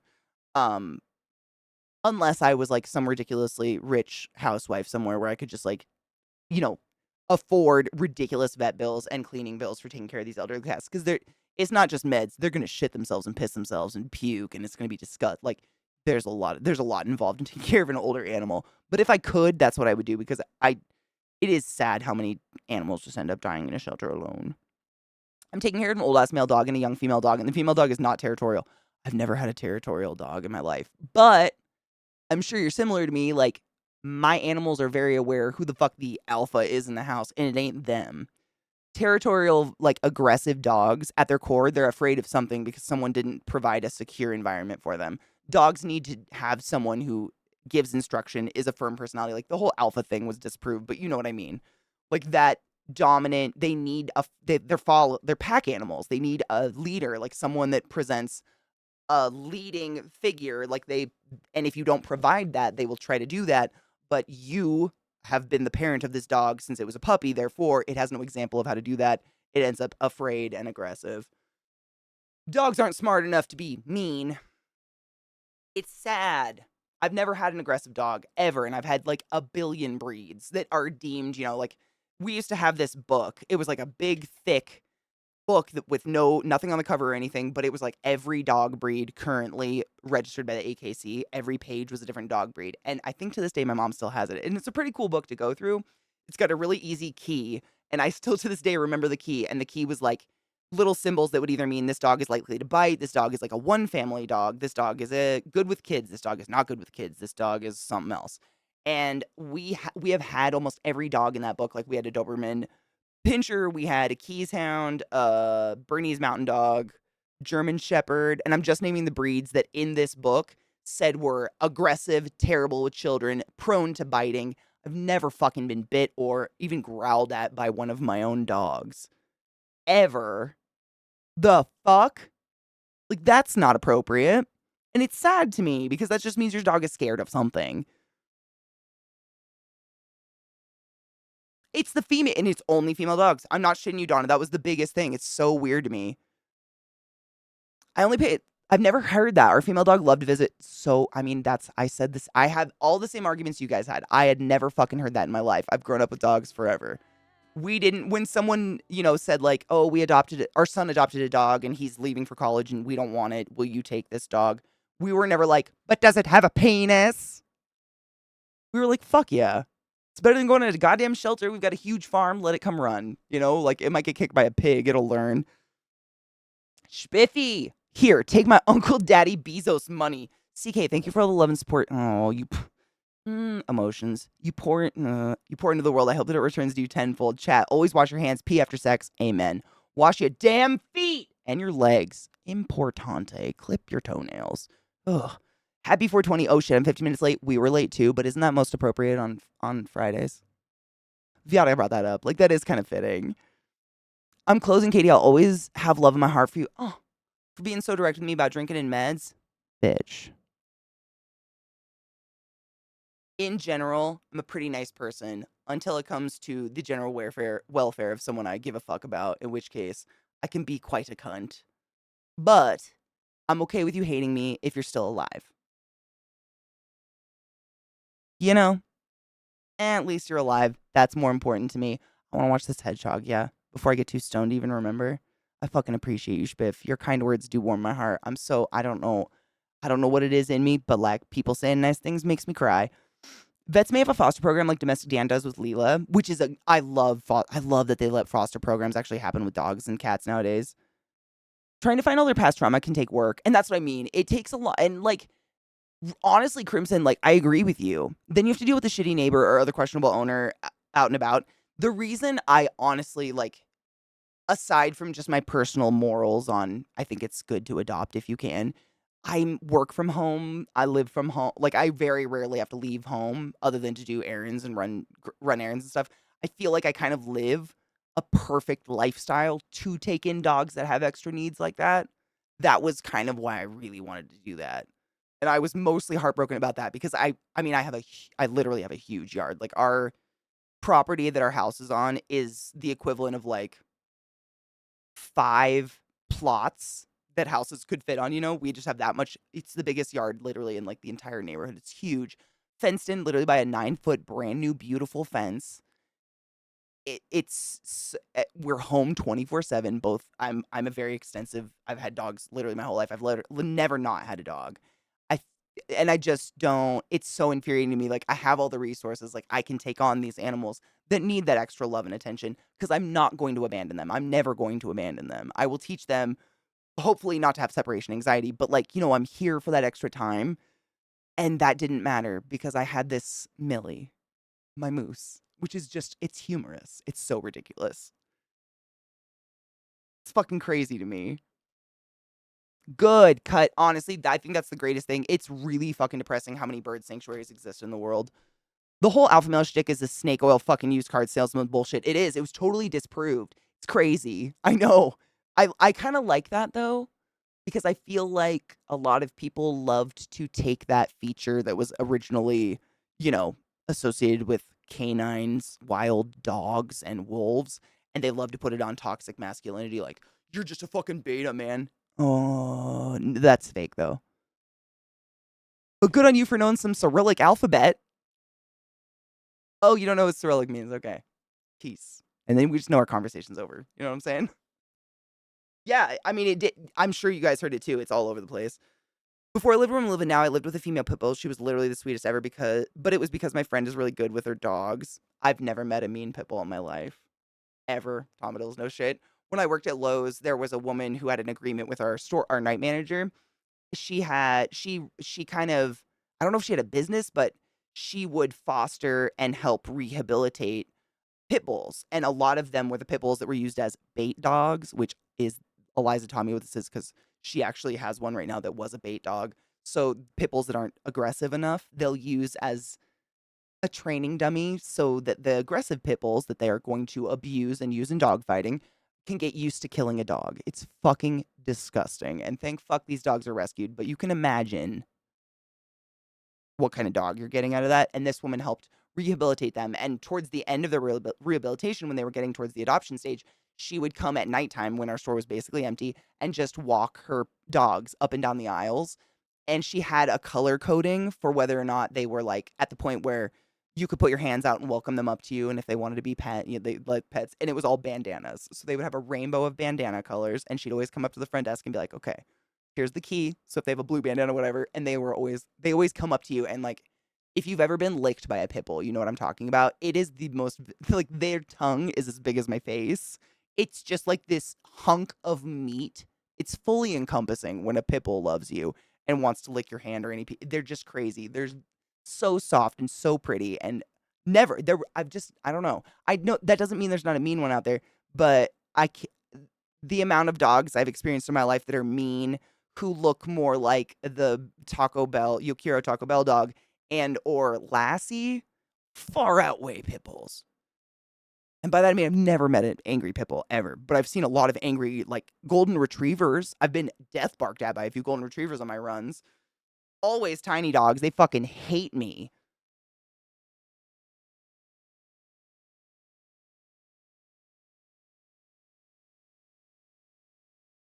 Yes, you have to carry the baby inside so the dog saw the alpha owning the new person in the house.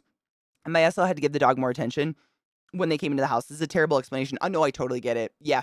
I totally get it. Yeah, even like the language we use, the alpha and stuff, I know what you mean, even though we know that shit's disproved. There is like they do have a pack mentality. Basically what they discovered for those who didn't read about it's fairly recent that they were like, okay, this whole beta alpha shit was bullshit. Like people putting people traits on dogs. Essentially, a pack of wolves is usually a mom and a dad and their pups. And that's it. And then they split apart and they make new packs and new puppies and that's it. But they do always kind of because of this, they always kind of do embrace a pack mentality and they like to have stronger personalities and have kind of direction. Like it took me a really long time to understand that sit and stay is an activity for your dog they enjoy. They love it. Like the challenge of it and like pleasing you because they did it right is fucking crack cocaine to your dog. But to me, it felt like mean. It took me so long to understand that because I had a habit of like putting human traits on a dog, which you shouldn't do. Had an instant, oh, it's a, had an instant way to tell if someone's a fucking moron as soon as they go into alpha, beta, sigma. Oh, sigma? Wait, they go that far? Stop it. No, stop it. Mm-mm. It's like feeding a furry cow. Literally like a baby cow. It is. It was to help the dog accept the new baby into the house. Oh, no, I totally understand. You should really do that with anyone coming into the home with your dog because dogs will try to overbear anyone in the home. I mean, I've seen dogs literally try to run someone over like they're not there because people didn't acknowledge them or whatever. Dogs are very smart. Pits too. They have the sweetest fucking smile. My God, I love them so much. No concept of personal space. No dog does. Oh my God. I had a Bernese growing up. I was talking about that earlier. Her name was Mandy. She was one that, we adopted. Some friend of my mom's got her and was like, I don't want her. So we took her. She became a farm dog. She was amazing. But we lived in the middle of nowhere. And in the wintertime, her fur would get so thick and massive. She looked like a little black bear, like running around in the snow. It was fucking hilarious. Nori just wants to spoon all the time. That's Lilith. Lilith will, and like if I scoot away from her because I'm hot, like if I'm just like laying on the couch reading, she will come up next to me and try to spoon with me. If I scoot away from her, even just like a millimeter, she picks herself up and slams her ass into me and lays back down like, bitch. It's so apparent. She gets pissed. It's fucking hilarious. But yeah, she'll get up, or if we're in a bigger space, like if I'm laying on the ground or laying in bed, she'll get up and do her whole like deer spin. Again, find the perfect spot, slam her entire ass and hips as hard as she can into me. Like, don't fucking move again, mom. And then she just shit like this. Love pats. But ow. Such a bitch. They've increased the severity of Andrew Tate's human trafficking charges. No shit. I heard. So, last thing I heard about Andrew Tate.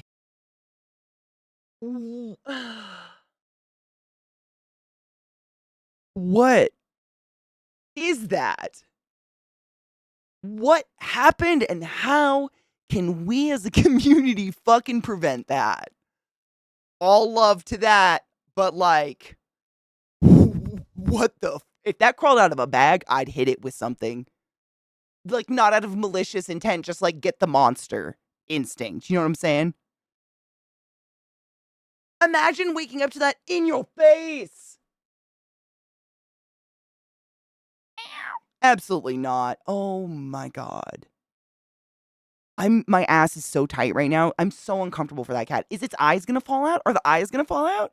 I feel like nothing's holding the eyes in. I feel like that's what's making me really anxious. No, same, Donna. Does it hurt? That's where I come from too. Like, I don't care if an animal looks fucked up if they're doing okay. But do the eyes fall out? Are they working? What's going on there with this part? You know what I mean? I just hope it's not in pain.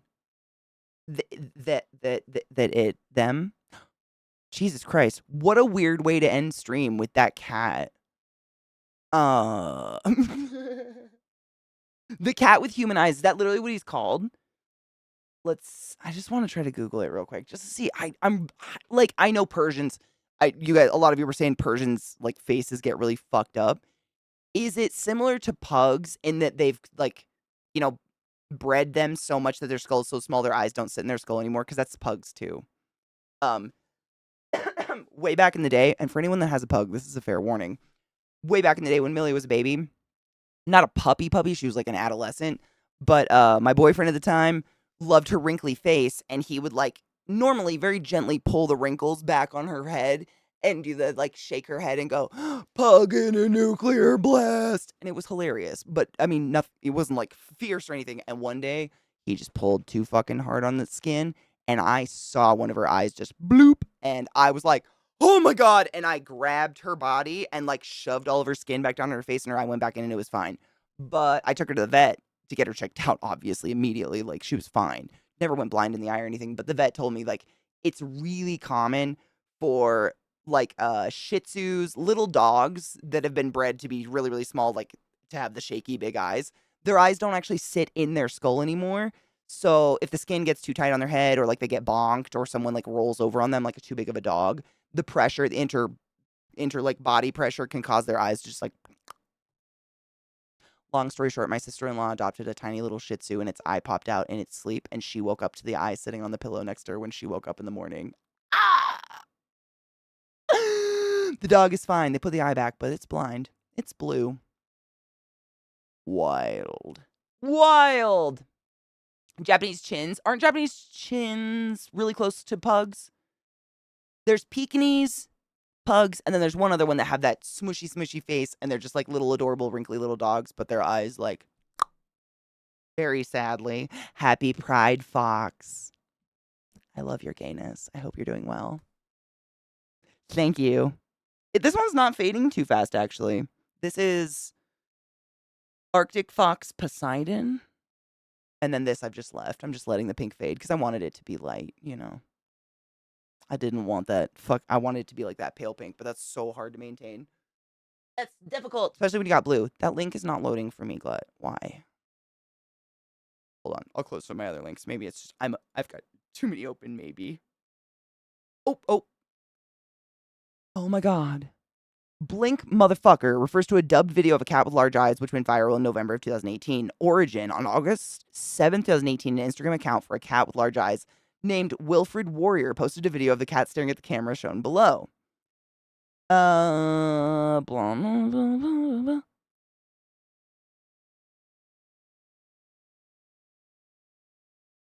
Is it real? It doesn't say if it's real. But is it real? It just says how the meme went. But is it real? Oh, look under Giggity spread. Search interest. Oh, on November 11th, actor and director Michael Rappaport posted a video in which he dubbed audio over the I can speak. Over the Wilfred Warrior video, acting scared of the cat, and at one point memorably telling it, quote, "Blink, motherfucker!" The video gained over 1.3 million views, shown below. The following day, it was uploaded to YouTube by B-Shots, where it gained 1.1 million videos, shown below. The YouTube video helped the video spread out to other sites. For example, YouTube was posted, blah, blah, blah, blah, blah, blah, blah, blah. It still doesn't tell me it's real. Am I missing something? Am I crazy? Am I missing something? It's real. Like, I'm literally Oh, all the links are broken on mine. That's why all my Instagram, all the Instagram links are just broken. So I was just scrolling right past them. I was like, they're probably pictures. That's why. That'd be why. I really felt stupid. I know you're not stupid. I knew you were telling me where to go. I could, like, I'm sorry. It's just Instagram likes to be a douchebag. Oh my God. Oh, he's precious. Okay. I mean, kind of. Wilfred Warrior. I'm a chinchilla Persian. My pedigree name is Fearless Warrior, but my mom calls me Wilfred. Pedigree? Oh, I can't watch the video. I can't click on anything unless I log in, but I think this will soothe our souls until ye morrow. This soothes my soul. That I'm happy he doesn't look as scary as those old ass. I mean, it's still like nightmare quality, but looks like he has a really good home. Floats, can fly, is cute, looks like he's got a good life, doesn't look as scary. I think honestly that fucking shitty ass porn of the 90s quality video quality was making him look way fucking scarier than he really is. That one, yeah, the dilated eyes, that. I want to click this so bad. I want this. I'm gonna follow Wilfred. That picture. I think it's actually a video. I want it so bad. I don't even know my Instagram login shit to do it on my computer. Who the fuck does? Yeah, oh my God, though. Wait, that one though. That's a video. That one's a little frightening. Yep, I think they get a good life. I agree, which makes me happy. I'm sure you guys have learned, this is like old fucking news, but I learned this late in life that I can't remember. Oh God. It was a cat food brand, Fancy Feast. I think like a wet food brand way back in the night. I'm talking like when it first came out, like 80s, 90s. But the food came out with like this white fluffy cat on the label. And I learned that that was actually a cat that they like went and got at a shelter that was all fucked up and like severely traumatized. And they just would like give it human barbiturates and they spray painted it to make it pure white. Like this cat was, no. The story behind that cat's really fucking dark. Look it up sometime. Anyways, I would rather see this cat. I would buy the food with this cat on it. I'd be like, hell yeah. Fuck this cat. This cat's the shit. Oh yeah, I can't remember what year this food came out. It was, I think, before I was born. But it was, a time when you could, I guess, just get away with a lot and people had no fucking regard for animals. Where they would just, go through 20 cats for a movie and just kill them because they didn't give a shit, kind of times. Fucked up. I know. Not surprised, but super fucked up and not excusable in any way, shape, or form. Yeah. It's this, and I think there's some similar stories all the way up until like Homeward Bound era. It's fucked, dude. It's gross. Don't look into it if you don't want to know that stuff. I can't remember where I read that stuff. Was it Milo and Otis? That's the one. They like literally threw a cat off a waterfall, right? Yeah, that's the one. Mm-hmm. I gotta write this down before I forget. Wilfred. What was it? Wilfred War. That. I'm gonna go on an adventure with Wilfred. Wilfred Warrior.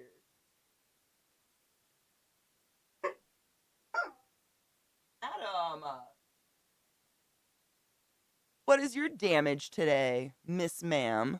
She just barked herself. She probably farted herself awake. Let's be honest. My dogs are the most intelligent. I know, that's what I'm hoping. Sheepy, did you send me something funny? Because I feel like we need brain bleach before. I can't just leave stream on this. This is so gross and sad. Like, this cat, although we love them and they're perfect and they deserve all the love in the world, and I don't think any animal doesn't deserve love. They were this is the result of inbreeding. This is what happens when you're like, but I like their squished faces. I don't care if they can breathe. But I don't want that one. Bless their souls. Oh, fuck yes. Okay, sorry. Discord did its like a pop-up on it, which means it just doesn't. If Discord has a pop-up like, we have an update or it's our birthday, it won't actually pop up the full Discord window and then I don't see it and then I forget. It's stupid. What the fuck? Oh, stop it. This is quite literally, I think, if this is what I think it is, this is the meme that like sparked Eliza and I's forever friendship. No shit. And to this day, if this is what I think it is, if there's literally a cluster of any animal ever, this is exactly what we say out loud, very, very loud. It's just, I mean, that's the bleach I needed. That gives me happy feelings. It reminds me of Eliza. Oh, you sent me wait, no, oh wait, and then what's Raining Blood? Okay, wait. Is the one you sent me Brain Bleach? Because I feel like Raining Blood isn't gonna be, wait. Or is it the scene, is it this? Yeah, I know. Yeah, it's cool. I know what it is now. I accidentally opened it up twice. Like an idiot. As per the usual. Come on. Dick Sword. Oh my gosh, this is the same child. This was before parents tried to make money off their kids, right? This is like when they just genuinely posted funny shit that they thought was cute. I didn't use these I didn't use Vine when Vine was actually up. I learned about Vine afterwards, and now I just watch reels of Vines on YouTube because I'm that idiot.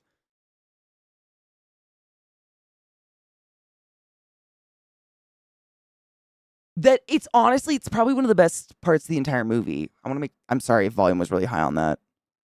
By the way, it's all over the place. It's such a classic scene. They get so excited about the filth. Like, icky. That shit probably stinks. Fox, I'm so glad I'm not the only one. I'm so glad. I never even got the app. Like, I just was like, there's too many. Like, I was still getting used to Instagram. This whole movie's amazing. Can we just, like, maybe agree? I mean, in my opinion, at least the first one. I fucking loved Blade 1.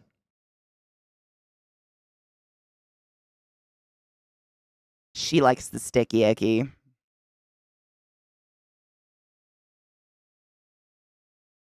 It's just, like, up there with classic 90s gore horror, man. I love that shit. It was a good time, and it had great, like, erroneous techno music all the time, and everyone had black fake leather pants. Everyone. Except me. I just have to move the link. Sorry. I have so many open. I'm saving the other ones for tomorrow because I do have to go take my dogs and do, that kind of shit. But, I don't know. Welcome. Welcome to the club. Now you know, now you understand why I own that movie and why I watch it, right? It's really hard to explain unless you've seen it and you like boobs.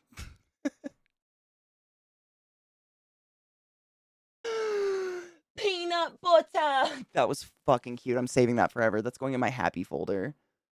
That was glorious. That's fucking Jennifer's Body's great. Thank you. I own it. I actually like the first time I ever bought it or saw it was at a Blockbuster going out of business. I went there with a couple friends in college to buy like $3 DVDs because they were getting rid of everything, and it was like the last day they were open, so it was the trash. They had like 50 copies of this movie called Jennifer's Body, and no one was buying it. It literally had like a light breeze away from Megan Fox's pussy on the cover in a cheerleader's uniform with blood trickling out of her mouth. Like, how many of Katie's kinks can you hit?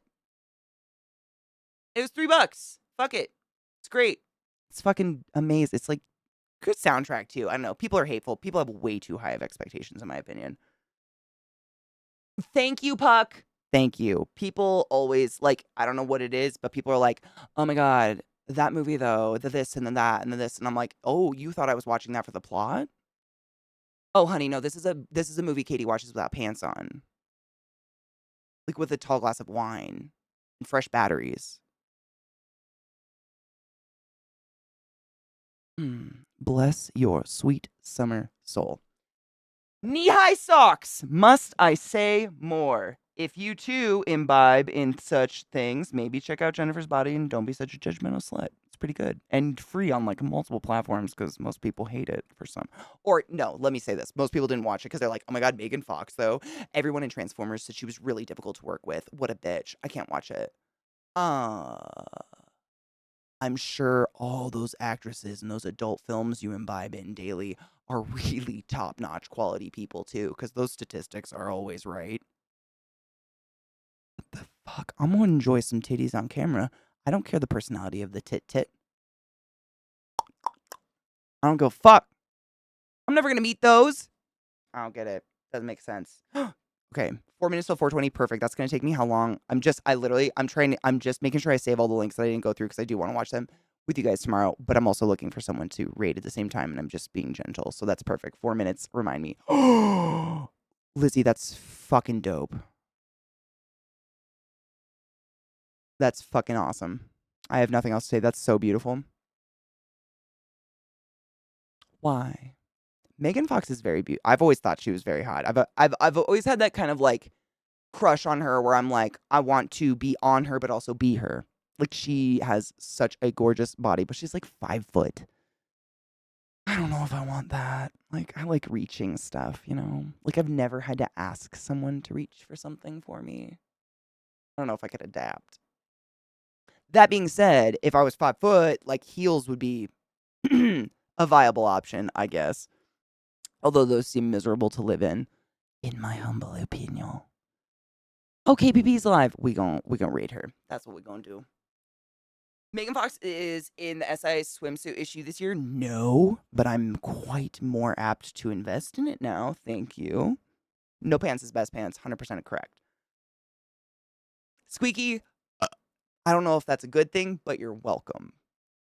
Maybe. Look at this. This is what I was looking at. This is gorgeous. I don't know why, but it reminds me of a sphinx. Or a demon. But at first glance, I thought sphinx. That's gorgeous. Some people are too talented for their own good. I love you, Lorelai. Have a wonderful night. If you guys are piecing out before 4:20 and before we raid my friend KPP, what a douche. But also, I hope you have a beautiful evening. Be safe, brush your teeth, and wash your hands. Wash your water bottle. That's disgusting. And clean your bong. And I'll maybe see you tomorrow the next day. And if not, have a great life. Much serotonin to you. Is this a preview? Because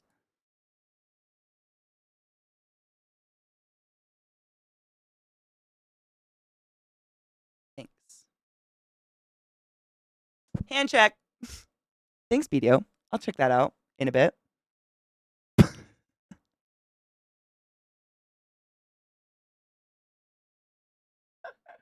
5 foot is pickupable. This is true. Honestly, I've like for a large portion of my like full grown height life before I actually attained some friends who are little tiny, let's say sit and spinners, I kind of like maintained a very healthy level of resentment for people that size because they got pee backs and they got to sit on people's shoulders and they were so like dainty and flip about and cute and like feminine.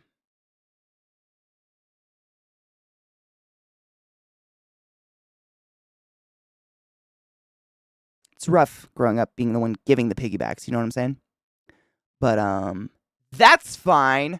I'm not bitter because I can reach things. Happy 420. Cheers, bitches. Weed is great. I mean, honestly, if it wasn't for you, I would never have coffee. Like I wouldn't say spoil, you sustain like I would die without it. I don't know how else to put that. Like if I was a hamster in a cage, like you fill my little water bottle with a little like thing. The ball, whatever that's called. Cheers. And I appreciate you. If I have never said that before.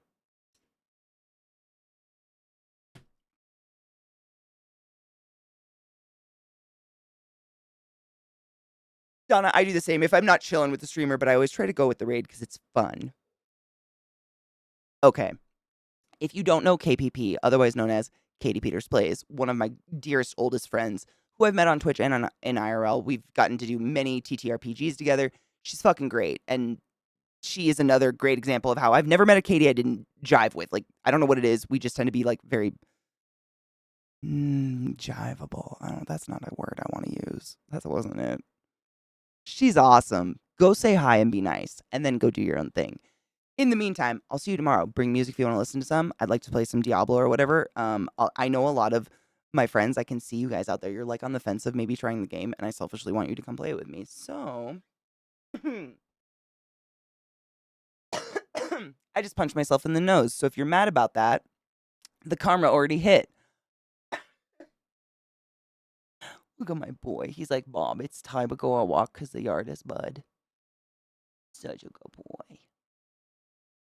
I love you guys. I'll see you tomorrow. Be good. Be nice to yourself. Clean your bong.